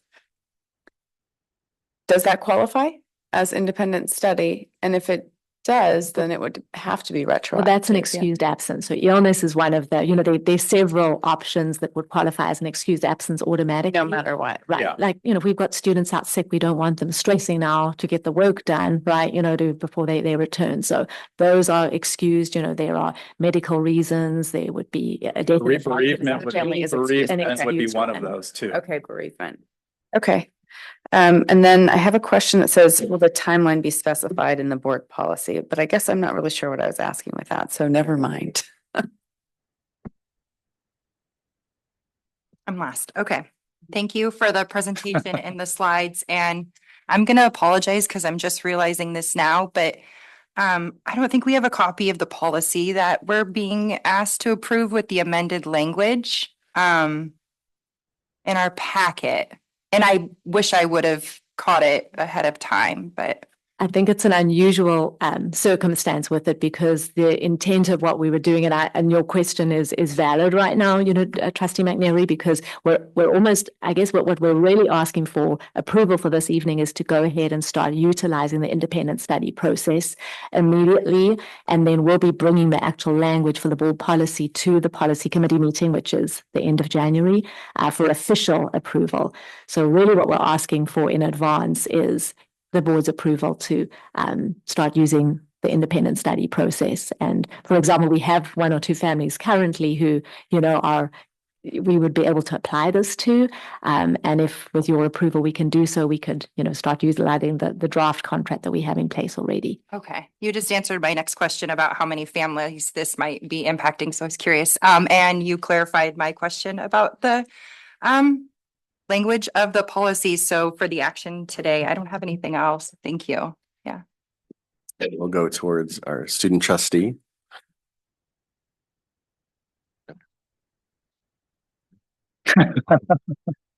Last time for the board, any follow-ups? So I have one.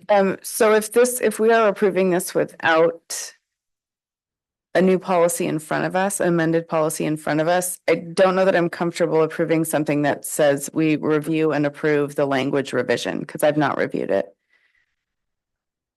so maybe we need to modify that just to say. I think we it approve should be interim. modified, but yeah, something about it being interim until we have our policy I committee can write meeting. it down. I can read that if that's okay.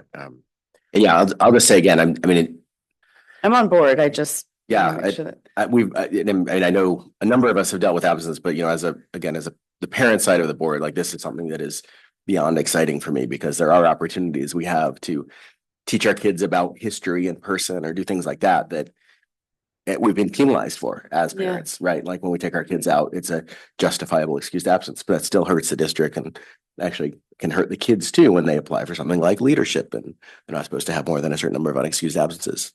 Just hypothetically, let's say. Anyway, Yeah.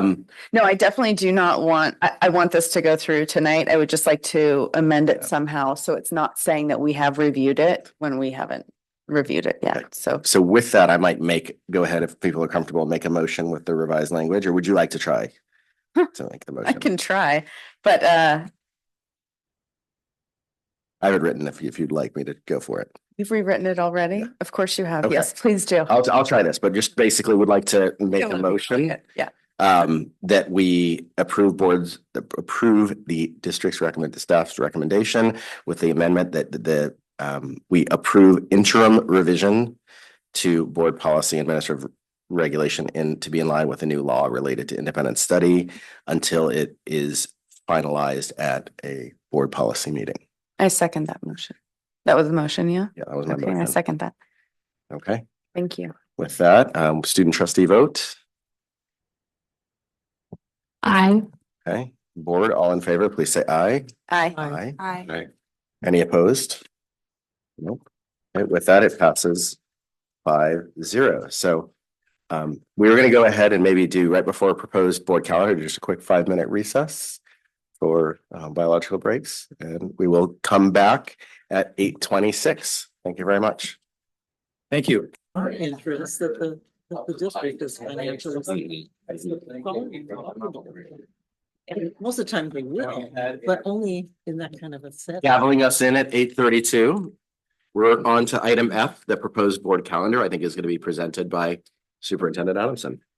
It absolutely is. And so, yes, for your approval, we have all of the dates for our board meetings, which are required for your approval to do for August 2025 through actually January 2026. We thought we would, add that January meeting just so while it's fresh in our minds, because what we realized when we came back this week right after the winter break was how hard it is to do a board meeting, this first week with the time to review the packets and the information, all of that. So we really wanted to give those dates for your approval. And then we have also added the revised January 27th date, which is our governance board session. And that's on the revised version that you have that has also been updated to the website. So seeking your approval for those dates. Do we have any public comment on the proposed board calendar? None online, none in the room. I'll go ahead to the board. Any questions, concerns, thoughts, bread recipes?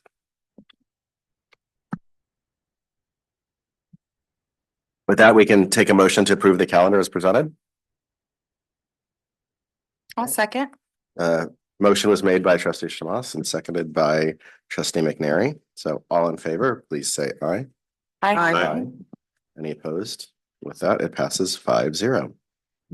So now on to our information discussion part of the agenda where we have property tax update FY 24-25 actuals from Assistant Superintendent Jordan. Thank you, President Hazen. So tonight I'm going to present to you property tax actuals from July 1st, 2024 through, actually in your packet, it says through November of 2024. However, just yesterday, we did realize the property tax revenue for the month of December, which is one of our large influxes of property tax revenue. So I'll mention that when I get to that in the point in the presentation. For those of you online, you can refer to the board packet. It is page 186 6, I believe, on the board packet. So property tax revenues, they're received throughout the year. It's kind of sporadic. So on the exhibit, I show kind of a side-by-side comparison for July 1 through June 30. And one of the things that I've noticed since I came to this district is that we don't always receive property tax revenue every single month or sometimes every third month, but we certainly receive property tax revenue in huge chunks in the month of December and the month of April. There are some years where we receive property tax revenue in September and October, and then we get a lull in the month of November and then again in December. So this year is a little bit different than last year, and you can see that in the exhibit once I get to that. But overall, the districts realized around a 5.85% average property tax increase over the prior fiscal year. And that's tracking our property tax revenue starting in 2009-10 all the way through 24-25.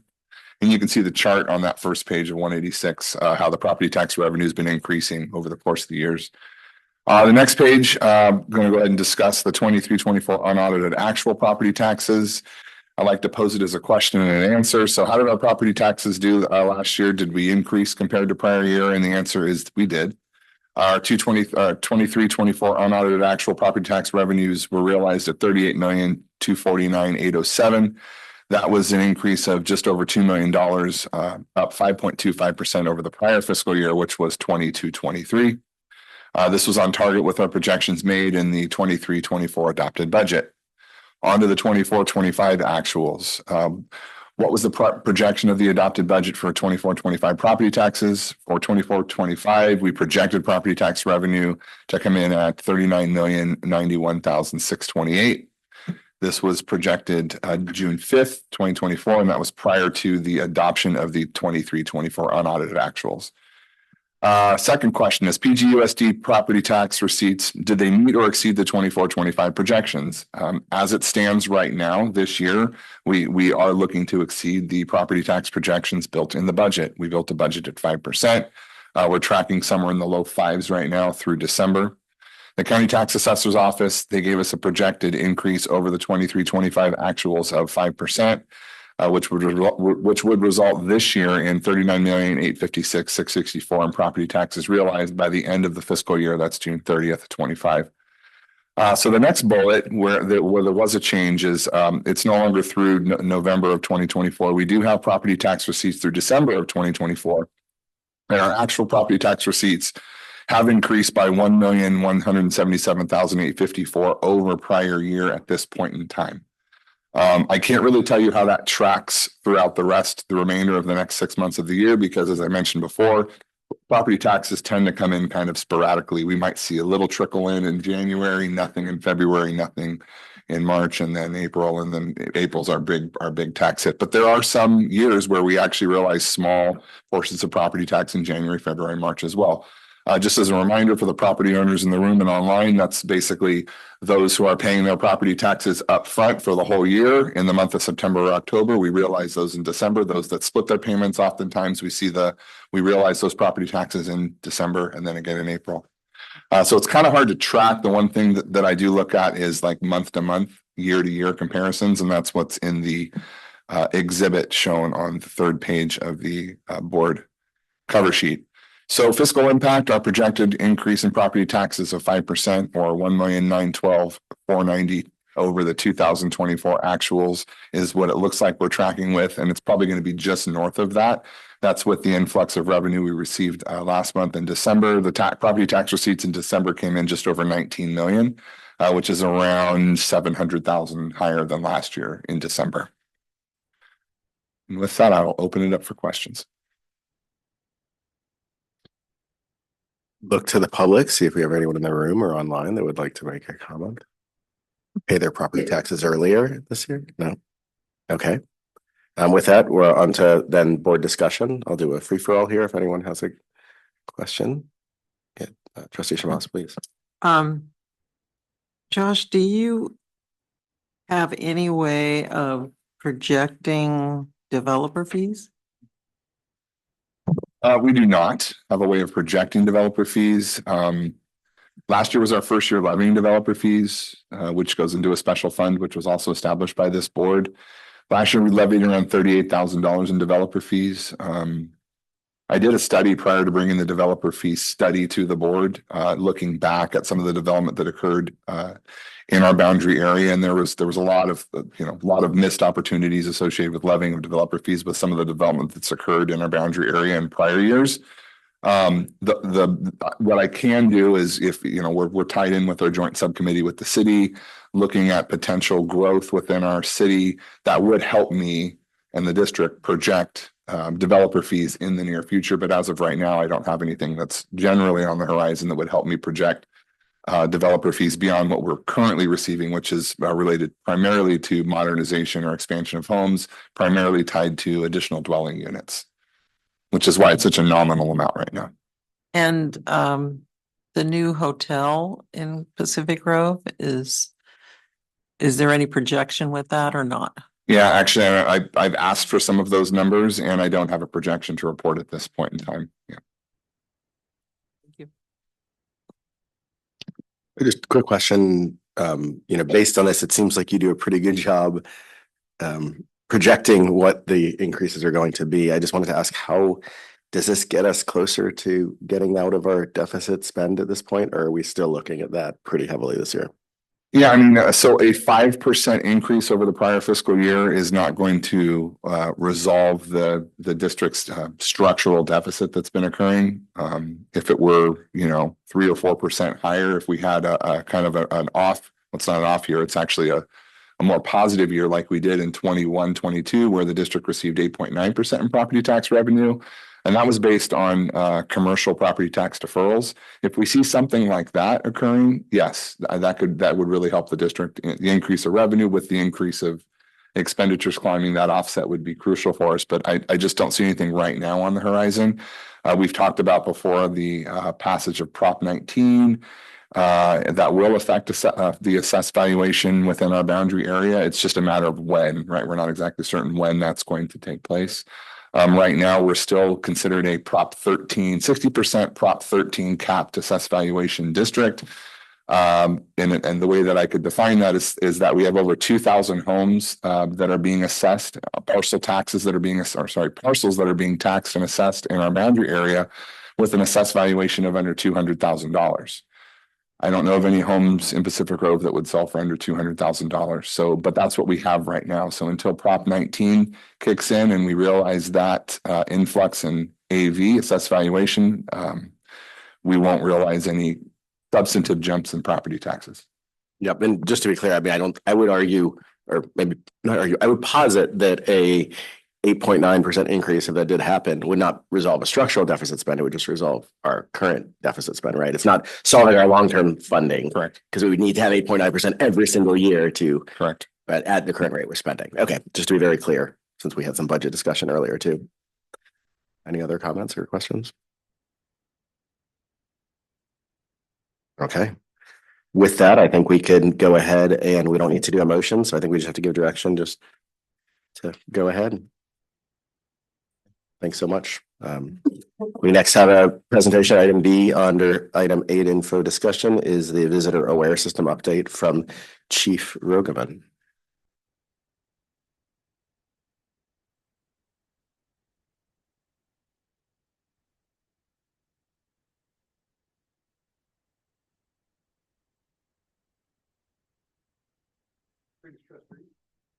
Greetings, trustees. Buck Rogaman, the Chief Human Resources Officer for PGUSD. It's a pleasure to come to you tonight as part of a update on the fingerprinting that we're doing at our sites by talking about our visitor aware system and how that factors in with our security checks that are going on at our schools for the people that come to visit PG school sites.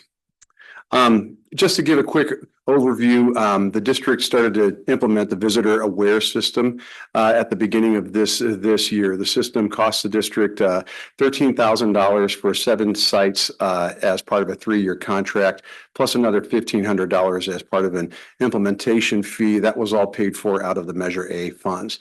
But what this system allows the district to do is to, identify the visitors that are coming to our campus. If they are volunteers, we can check to see if they've been fingerprinted by the district, and it also alerts for potential safety threats and allows us to track the number of visitors that are coming to our sites. The alerts that we currently get through this system, one is Megan's Law, the National Registry of Sex Offenders.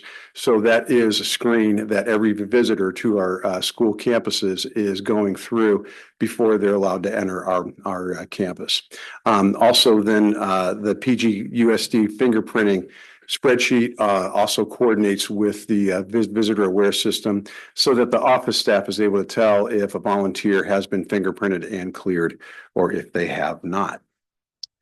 The way that people check in is kind of listed step by step above. First of all, they have the opening screen, and then they go to their visitor menu. And as an example, I just wound up using me. But they take their photo and then scan their license, select the destination where they're going to visit, and then they select the visitor type that they are, and then they get approved and a sticker prints out, and then the person wears that sticker. The reason why we have them take the photo is so that someone couldn't have a fake sticker, right? That the sticker, the face that you have should match the face that's on your sticker. And then when you're checking out, you just select the checkout button. You take another photo just to make sure that you are indeed the person checking out that had checked in, and then you're able to leave. And so one of the things that this allows us to do is it allows us to track the number of visitors at our sites. And so at all sites, from August to December, we had 5,888 people check in using the visitor management system. I think just that fact alone is useful to the district. I don't know if you asked any of us how many people are visiting our district sites, we'd be able to tell you that it was nearly 6,000 people every 5 months. And then you can kind of see a breakdown, and it makes sense that a lot of the parent visitors, either they're coming to pick up their children from BA, SRP, or, you know, they're volunteering at Robert Down and Forest Grove. Both of those sites carry the bulk of the visitors that come to the district. And then it kind of goes in descending order with the middle school and the high school. And I think that, you know, that intuitively makes sense to us. We had about 53 people come and visit at CHS. And then the district office had about 367 visitors check in using the visitor management system. The benefits of this system is that it adds a layer of security for the check-in at each school site. And then also in case of an emergency, it's going to be able to help us easily identify in a digital manner the number of people that are on our campus. So if we have to account for folks in case of, you know, something where we have to shelter in place, we can check the visitor list and see who is current and make sure that those people are safe in addition to the other adults and children that are on our campus. And then also it's going to add a level of consistency for all of our sites. We're all going to be using the same system. You get the same sticker. So there's not a different check-in system as your children matriculate through our system.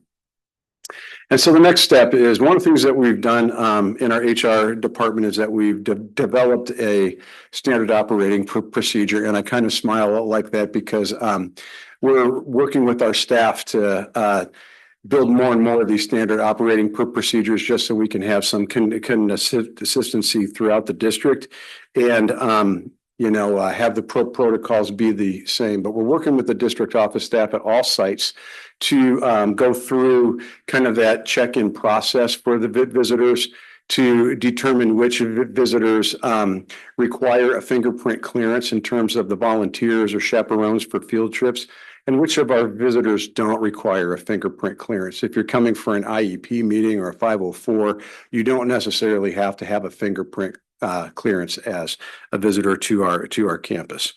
The other thing that it allows us to do is at the district office, one of our HR staff, Bree Nearing, is going through all of the visitors that come to our sites every day. So if there are visitors who need to be fingerprinted and haven't, then we're able to reach out to those folks and get them in and get them fingerprinted so that they have the proper clearance to do their business at our schools. Let's see. we're going to talk with our staff at the sites and get input from them as far as like what is working well at the sites and then what areas need to be improved. I believe the clerical meeting is next week, and so that's going to help us to do that. And then also finally, we want to finalize the visitor aware system standard operating procedure. So what we have right now is a work in progress. But we feel like it's really helped elevate the level of security at all of our schools. And of those 5,888 visitors that we've had to our campus, we've gotten 0 alerts for anyone that was on the Megan's Law list. So I'm happy to entertain any questions that folks might have about the system and how it interacts with the fingerprint policy that we have at the district. Okay, thank you for the great presentation. Exciting to hear about some of our implementations here. Is there anyone from the public, either in person or online, that would like to comment? Okay, with that, I'll turn my eyes over to the board to see if there's any comments or questions. Yep, Trustee Wax, go right ahead. So for the people who just check into campus like a one-off time, it's a self-service system basically where they scan their license, then take their picture, and then they're kind of in the system, correct? Correct.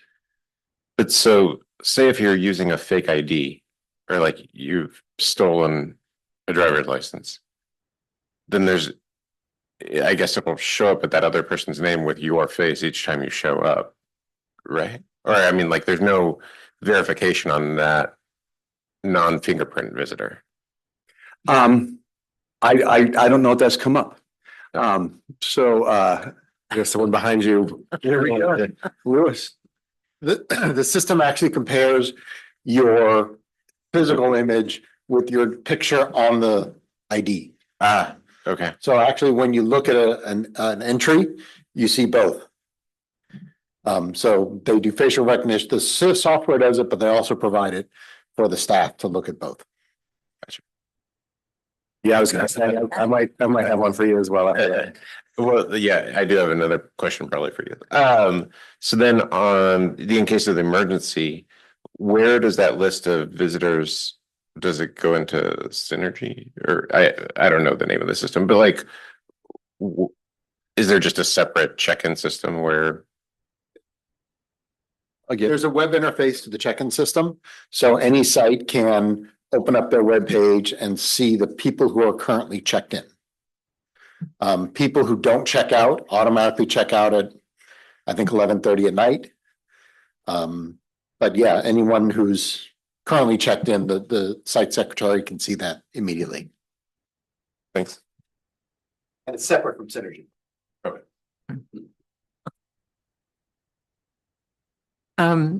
Just a comment on people that are considered intruders to campus. So they would not be using the system.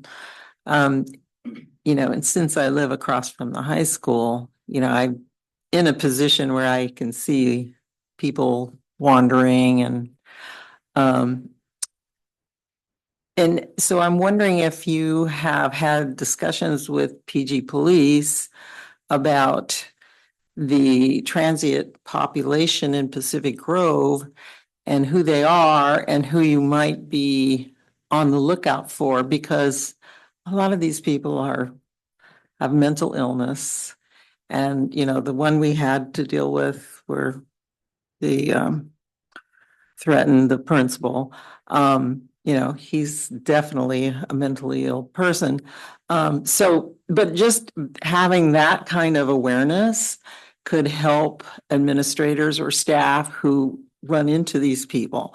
Because I know that they are out there. I mean, I've seen them and they're not too much of a bother, but occasionally.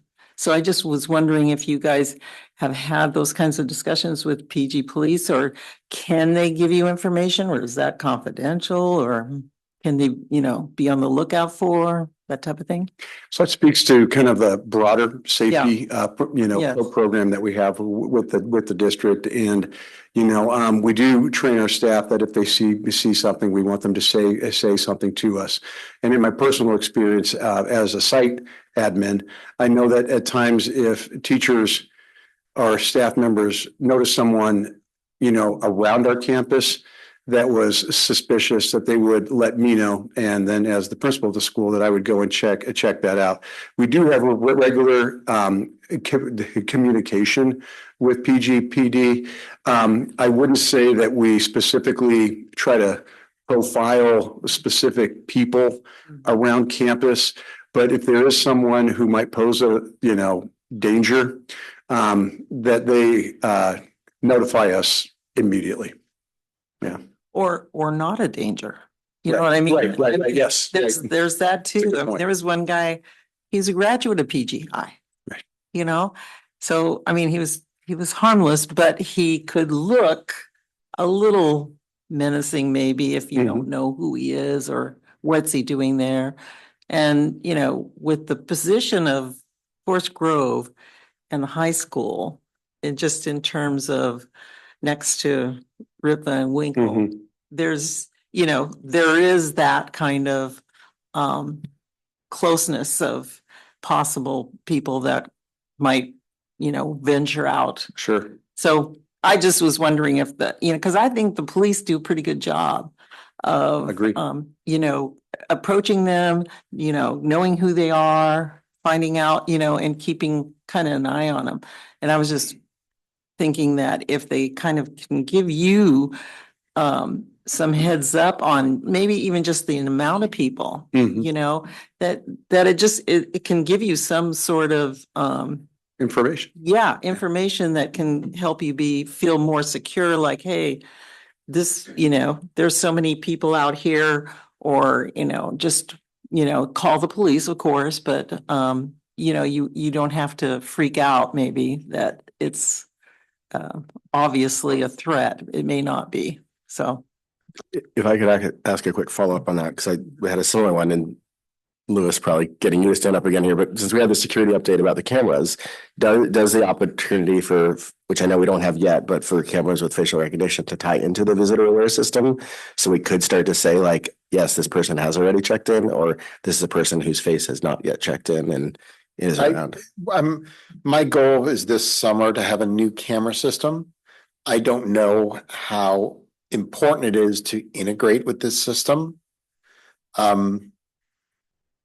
I have ideas behind the camera system, but part of this integration is probably not. It would be a very difficult thing to do, if you know what I mean.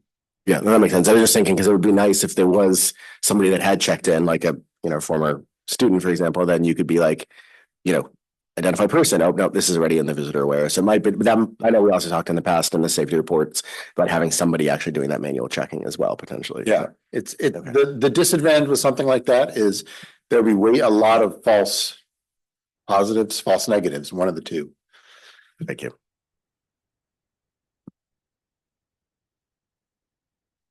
Yeah, I'm just like a quick comment on that. So the visitor management system doesn't have the capability right now to integrate facial recognition. That's not the designed purpose of it. The design purpose of the facial recognition associated with signing in and signing out is more for ease of user than it is for utilizing it to integrate with a AI-based camera system. It's not something that was anticipated or discussed when we adopted the VMS system. And it's not something that the software, I believe, can even support.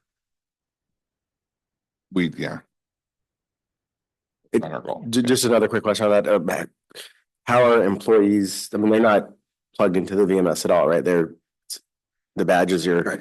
The badges, your ticket to the campus. Okay, but what if like you were to visit I guess maybe that's not the best example. Let's say, Principal Brownfield were to visit the high school. That's the badge is enough. They don't have to check in that situation. Well, we do come to the office and we do actually check into the visitor system too, if you're going from site to site. Right, that's what I was thinking. Yeah, it makes sense for if you're going to a site other than your own, then it's appropriate to check in at the office. Yeah. So if Louis, you had discussed if somebody didn't check out, that at 11 o'clock, it would automatically check them out.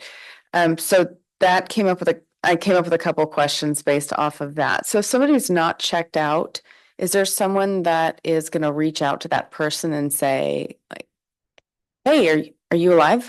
Are you okay? Also, please make sure that you check out. Has that happened yet, or is that happening? We don't have that level of follow-up right now with folks that come to visit. And I think that the challenge is that as we establish this routine, not every visitor that comes in to maybe meet with a teacher is going to walk out through the office and check out.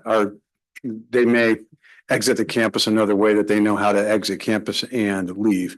And there are going to be some holes.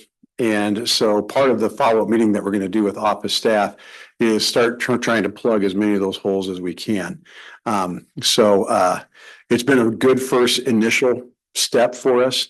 And as far as checking in goes, we feel like we're catching most of the people that, are coming onto our campus with an intention to be on our campus and visit.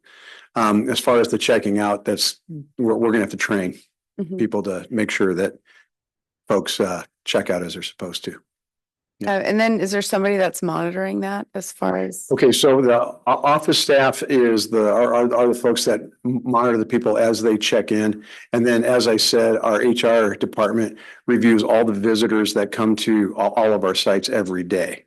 And what they're looking for either are folks that aren't fingerprinted who are supposed to be fingerprinted, so that we can put like a digital ban on them. So that the next time they check in, then they are referred to the district office to go do the fingerprinting that they are required to do.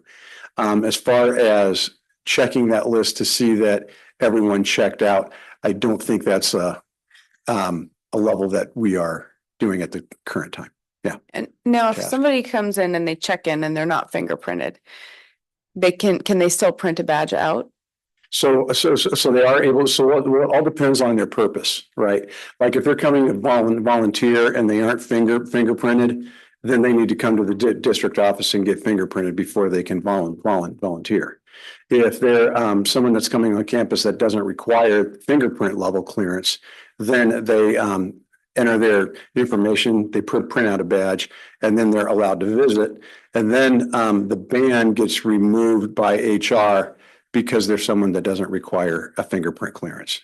And if there's somebody that is, let's say that there's somebody that, I don't know if it's not qualifies for Megan's Law, but is listed under Megan's Law. Is there some type of a red flag that comes up or a warning for the person that's sitting behind that desk that says like? Yeah. Yes, that there is a notification. And if that person was a parent of one of our students coming to do school business, then they would be accompanied by a certificated staff member for the entirety of their visit. Okay. The questions just keep coming. Are there hours listed, or is there a potential to have hours listed? So if a parent comes onto campus and is volunteering from, 9 to 11, do they have like a valid window? Or I guess that wouldn't make sense because if you're not checking for people that haven't checked out Yet. Right. Yeah. But is that an option for like, they're supposed to be here for 2 hours, but they've been here for 3 or 6 or whatever, Yeah. They're now on campus, no longer in the classroom, but they've decided they're gonna, I don't know, do lunch duty or something. So like you kind of laughed as you said that, yet it's very likely someone could come and volunteer in a classroom for a couple hours and then go and stay and assist with lunch duty too. I only laugh because it's true. That could very likely happen, right?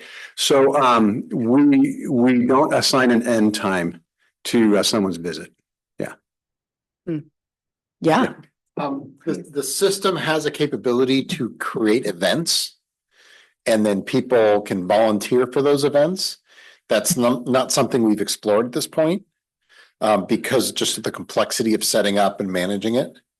If that's something that's important, then we could go down that road. Okay. Yeah. It's just a thought. And then my final question is about the parents that come onto campus that don't require a check-in, like the 504s and the IEPs, things like that.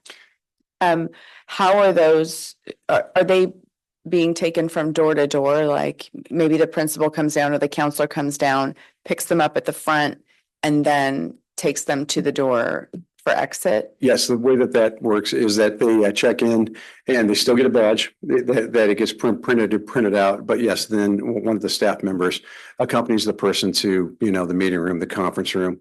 Many of the conferences are held very, very close to the main office, but they would still enter their information as a visitor, and then they'd have a badge. Oh, okay. Yeah. Sorry, I wasn't clear about that. Okay. Those are all my questions. This is great. Yeah. Thank you for implementing this. This is awesome. Sure. Thank you. Thank you. Sure. I do love a good system. So I'm glad we're creating them and they're going to be consistent across all of our sites. So this is very good news. Did you mention in your presentation that parents are checking in when they come to BASRP to pick up their kids? Yes, that they check in when the office is open, if they're coming to pick up their students from BASRP, especially when school is still in session, that there are some parents like at Forest Grove that might be picking up a kindergarten student at 2:30 and the rest of the students are still in school. Then they would come check in at the office and then they would be able to go and pick up their child and leave. Okay. Yeah. Thank you for that clarification. And I heard you mention that you're going to be getting staff input. Correct. I'm really interested in hearing what office staff has seen and could see improvements on. Sure. I volunteer every week for lunch duty at the middle school. So, and I've taken a lovely collection of photos over the weeks because you don't really get to pick the angles, but I'm glad that we have it and that we're implementing it throughout the district. So thank you for the update. Well, and clearly, based on the photos of me in the presentation, yeah, they could be. Yeah, I'm sorry. I was They're speaking. not real flattering. Yeah, no, for sure. They're not glamour shots for sure. Thank you for the information. So I think with that, I'll just summarize. The only direction I'd say is please do keep us informed of the input you get, because that was one of my questions as well. I'd love to hear where the hiccups are and where it's working best. But thanks again for bringing this to us in our district. So our next item is item C under 8, which is the review of the district enrollment projections. Assistant Superintendent Jarn. Thank you, President Hazen. All right, so tonight we're going to take a look at for those of you following along online, sorry, it's page 198 in the board packet. We're going to take a look at the 25-26 enrollment projections. It's kind of a little bit premature in the year to develop projections, but this is when we do this every year. I use a lot of methods in doing this. The one that I see as of late that's been kind of the most reliable has been prior year grade roll. Before that, I was doing cohort survival modeling with averaging of prior years and so forth. And COVID probably put a skew on a lot of those on a lot of that data. There's also been some other data that's kind of misled me along the way. So tonight, what I'm presenting is based on prior year grade roll data. So let's start it out. The cohort survival model with prior grade roll, we have a total projected enrollment for 25-26 of 1,701 students. That's a decline in student enrollment at most grade levels. And this is based on the 24-25 California Basic Educational Data System CBEDS enrollment counts, which were reported through November of 2024. Taking a look at our school sites for the 25-26 using grade roll averages, Forest Grove Elementary School, we have a projected 331 students. This is a net increase of 5 students from the 24-25 CBEDS reports. This, however, does forecast 48 transitional kindergarten students, and in 24-25, Forest Grove only realized 22 TK students. But because we are projecting now that we will have 2 classes at each school site for TK, I was projecting the 48 TK students. More to come as we get through the year as it relates to TK. We do quite a bit of outreach to our preschools. That starts in February. We have 3 different check-ins that comes out of the Educational Services Office. And the data that we receive from the preschools is really helpful in actually projecting our total enrollment for transitional kinder and kindergarten once we get a little bit closer to the spring, end of the spring. TK, sorry, where am I at here? Let's see. Robert Down Elementary, we have enrollment projection at 456 students. That's a net increase of 20 students from the 24-25 CBEDS data that I pulled in November. We're going to continue to monitor that as enrollment adjusts. And again, just like I mentioned with Forest Grove, we'll monitor TK counts when we do the surveys with our preschools. PG Middle School enrollment is projected at 430 students. Then that's a net decrease of 10 students from the 24-25 data. PG High School's enrollment is expected to be at 539 students. That's a net decrease of 10 students over CBED data. Community High School is expected to have enrollment of 12 students, which is a net decrease of 1 student over the CBEDS data. And overall district enrollment is projected at 1,701, which is a reduction of, I didn't put it here, but it's a reduction of around 44 students. We had 1,745 students enrolled at the beginning of the school year this year. Under fiscal impact, the changes to enrollment, of course, don't have a whole lot of impact on our revenue. There is some revenue realized by ADA. That revenue is associated with universal pre-K predominantly and some of the categorical programs that the state offers. So it is important for us to be tracking our enrollment. And we are in a declining enrollment state. We've had some leveling years in the past, but it looks like we are continuing down the path of declining enrollment. If you look at page 202 in the packet, this is going to show you how I come up with a lot of these numbers. On the left-hand side is all of our actuals from 23-24, live actuals of 24-25. That's in the yellow column. Estimated in 25-26 is in the blue column. And then the CBEDS data that I don't have yet for December of 2024 would be populated in the actual 24-25 data. And this helps us with everything that you see on the right there, putting together the cohort survival model. As I mentioned before, there's multiple ways we do this. We do a 1-year average, 2-year average, 5, 10-year average, and then roll grade level. Everything that I presented tonight is in the far right-hand column, which is the roll grade level averages. And every enrollment numbers I presented each one of the school sites, you can see in the total enrollment as it's broken apart by school site. And with that, I'll open it up for questions. Yep, Trustee Wax. I forget, or is there a maximum class size for TK students? Yes, for TK students, it's 24, and that's 24 to 2. So you have one instructor, one certificated instructor, and one instructional assistant. So right now, Forest Grove is right at that 24. Right basically, now, it's 48 TK students, which is 2 classes exactly, max. So right now in 24-25 this year, we actually have 2 TK classes with 11 in each class. That's as a result of our enrollment projections being higher than the realized enrolled pupil population at the time of this we started school. I think we had around 8 students drop at Forest Grove. Also, there was some inter-district transfers which were processed that went from Forest Grove to Robert Down. I would like to say that it looks like from the numbers from the preschool data that we're only going to have 1 transitional kinder class at Forest Grove next year, but I'd like to project the 2 to balance the 2 school sites. Okay. And I think that's our best bet and our best guess right now. I had just 2 quick questions. I was looking at the diff comment, the column there. Is that a difference between the live actuals and estimated? Because it looks like it was mostly tracking the live actuals. Yeah, it's the difference between the live actual, it's the difference between the 24-25 live actuals and estimated. It should be the difference between the estimated 25-26. Okay. Yep. The other question I was just going to ask, just trying to do that cohort track. So you mentioned though that 1745 down to 1701. I know this has come up before, but do we have any idea what happened? Did most of those move out of the district? Did they go to private school? Did they homeschool? We have a pretty big senior class this year, and we have a relatively small TK and kinder class this year. So if we're looking at cohort bubbles, we didn't bring in as many students as we anticipated, and we have larger numbers of students that are exiting. When you look at the cohort survival model, the 1, 2, 3, or 1, 2, 5, and 10-year averages, they're on different tabs, which I'm not showing you here today. There's actually a formula that we use for projecting those totals. And I'll just give you an example. I'm not using that in my projection tonight, but for example, 5th to 6th grade, we've over the years seen some drop off.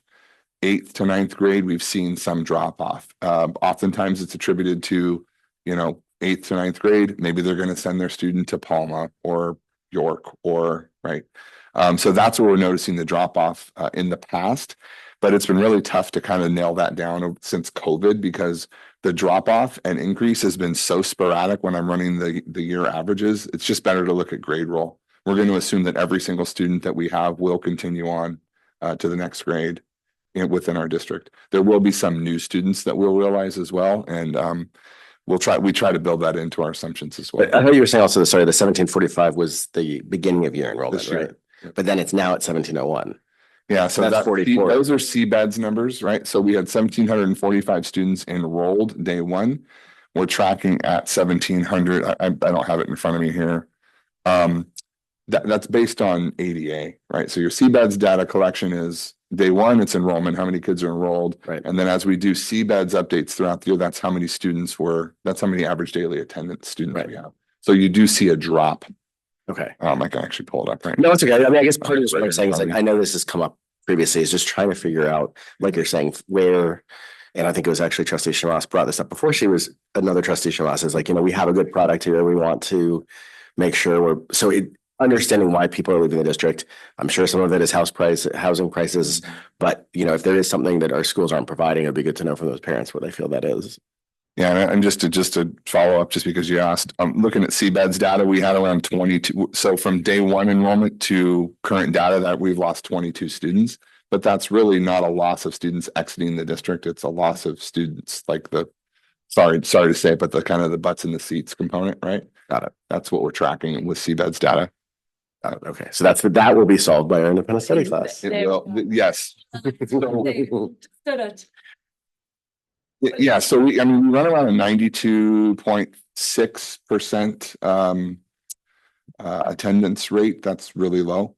And we do think by the approval of the independent study contracts moving forward, that's going to increase by a couple of percent. Just to give you an example, we ran the numbers on what is 2% due to the district's ADA revenue.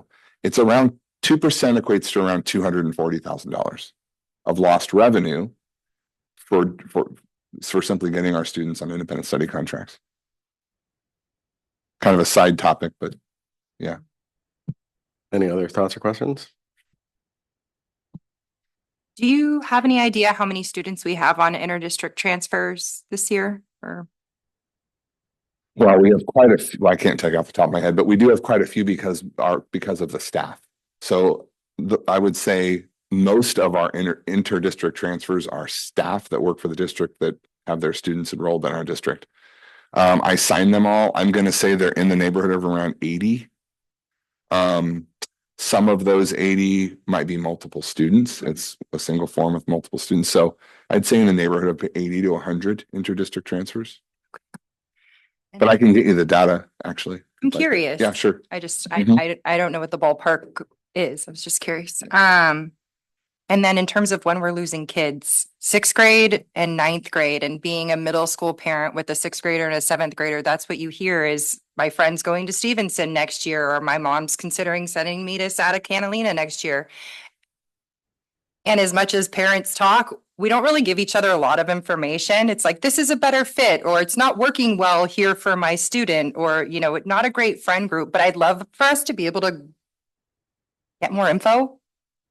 And I think the middle school is doing a great job of building an inclusive and welcoming culture. And so I give them credit for having a great site, and I want more of our community families to be able to stay in our district and continue to receive their education with PGUSD. So I don't know what the answer is, if it's outreach or just more investigation, but I'm really curious, like what are we losing people from at these two junctures, especially because those seem to be the big ones, and they're not military families necessarily, and they're not moving out of the area. They're staying here. They've bought homes, and now they're sending their kids elsewhere. So I would say that the fluctuation overall in our enrollment, how it's it balloons up and down is associated with the transient population of military. But you're right, at the sixth grade level and at the ninth grade level, the drop off that it might be a few students there, but I mean, I looked back a couple of years ago and I mean, it was a pretty high number, if I remember, of like third and fourth grade students that came into the district that then looked like they exited the district when they were in sixth grade. To me, that's a military family, right? And we do have quite a few of those families. And they do come into the district too, usually not at the very beginning of the year. It's October, sometimes kind of just the start of the spring. So we do have that, and that will balloon numbers and then bring them back down. But yeah, I can definitely do some more research as to the exiting sixth graders and the exiting eighth graders. I mean, sorry, fifth graders and eighth graders. I know one thing that came up previously was the idea of doing exit surveys, but just discussing this, I'm almost wondering if we want the opposite in that we want to ask those fifth grade parents and eighth grade parents, are you thinking of sending your kid to another school? And if so, why? Because if nothing else, that also might help us as a district answer their needs. If they say, well, I wanted to go on vacation and my administrator wouldn't let me. Now we can tell them we can, it just is a way. And I know it's a survey fatigue and it's more work, but I just wonder if that's something we want to consider to help get these answers, but also retain those kids that we want to retain in the district.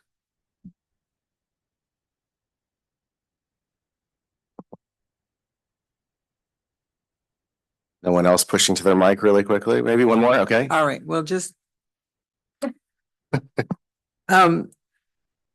you just gotta deliver a desirable product. That's what it is, because it's word of mouth and in this kind of community, that's what it is. We gotta win the shoe game. Gotta win. We did it, we came close, but gotta win.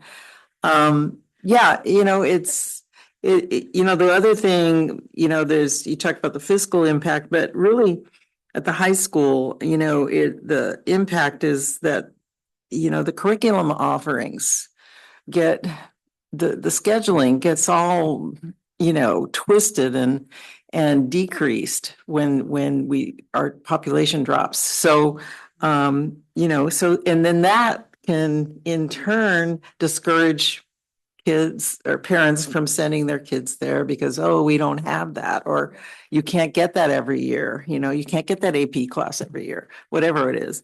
So, yeah, but I just, I do think that, promoting ourselves can go a long way, I mean, we haven't done that.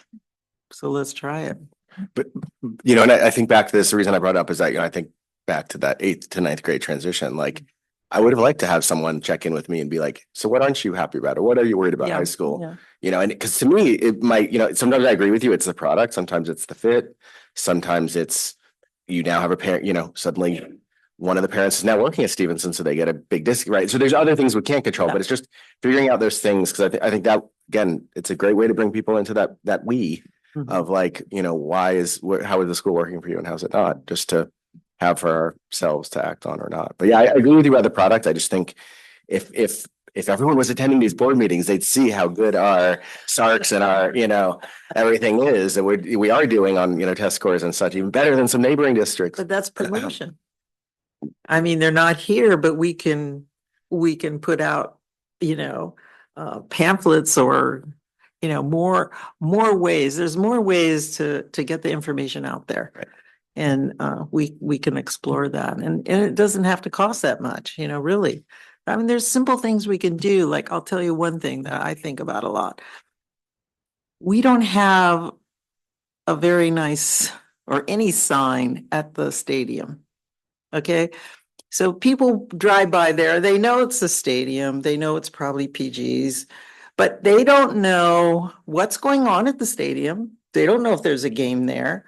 Why don't we have a video board there? Why don't we don't have anything that says Breaker Stadium on the outside, at the gate. We don't. You go to other high schools and they're telling you soccer on Thursday, whatever's happening.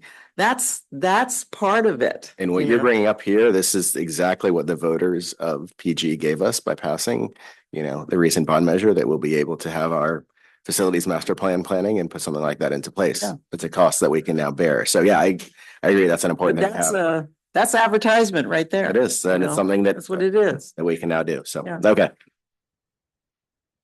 Just be careful what you ask for. Those are bright. I agree. I've been asking that question. I know you can't do it too. Is it in like I know there's a life ordinance, right? PG, so who knows? But you're right, the bond. Okay. Okay, with no more mics, I'll go ahead and I think close this item and move us on to the last future agenda items topic. If that's okay with everyone, yeah. And so, Dr. Adamson, this is yours. Of course, yes. So we've added something new, and this was as a result of our most recent agenda review meeting to really be able to help us track topics that are brought forward for future agenda items. So you'll see it's linked, and then there's a hard copy in the packet as well. But we'll keep it just 1 month at a time. So right now you'll see back to December 12th, we had 2 topics that were requested at the end, and one was specific to career technical education, and the other was the SHOT or health stations, sort of to provide an update for that. And then what we'll do is, in moving forward, there'll be some notes in there under plan, and then a resolution. So that way, as we determine what we're doing, is this going to be a future agenda item, or is it just going to be we're bringing more information during a trustee update? That's just that reminder that, not all topics necessarily are going to end up on an agenda. That's something that we would decide on and agree on as a board. So this gives us that opportunity at the next month for us to have collaborated as a staff and bring forward some recommendations and proposals on how we're going to address those topics. So at this point, the career technical education, we actually have a presentation which we plan on bringing in February from the adult education school. So we'll be working on that, and again, just how that ties in with our, high school, particularly on the heels of what Principal O'Meara shared, back in December. So that's the plan for something to come forward at the February meeting.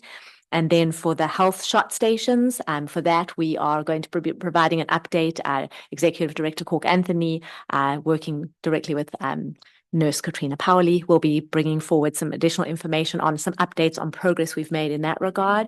And then with the hopes of bringing forward an informational item in February or March of 2025 was sort of the final outcome of where things end up there. So those were those 2 items. So this time, just opening up for any additional topics for the future. So we'll start with the public. If anyone in the room or online wants to bring up anything about future agenda items. If not, anyone from the board, if you like this approach or have any agenda items you'd like to have added to it as well. This isn't necessarily an agenda item. I guess it could be if it needs to be approved, but I would like to request that we get an 8th microphone for our students so that they feel welcome. We'll put that they don't have on to the notes. share. And I had actually reached out to Director Al-Ghazi after our last meeting. Oh, cool. And Okay. there's an astronomical cost associated. We can't just get one, I guess, but remind me what the cost is when you looked into it, Director Al-Ghazi. But not to say that this means it's a no. I think we just have to find a way to I make remember it correctly, happen. But about $20,000 to Right. get. you were going to look into maybe some other options as well, right? To maybe see if there are other. I feel like even a cordless microphone could be cool. I have a boombox. Yeah, I have a karaoke machine we could bring in with it. There we go. That works. Right. Give that to the student. Right, but yeah, or maybe that microphone could go there and we could get some other just plug I mean, in. we have like a lavalier, with the clip-ons. yeah. And so there's an external, but having like a stand requires a base station.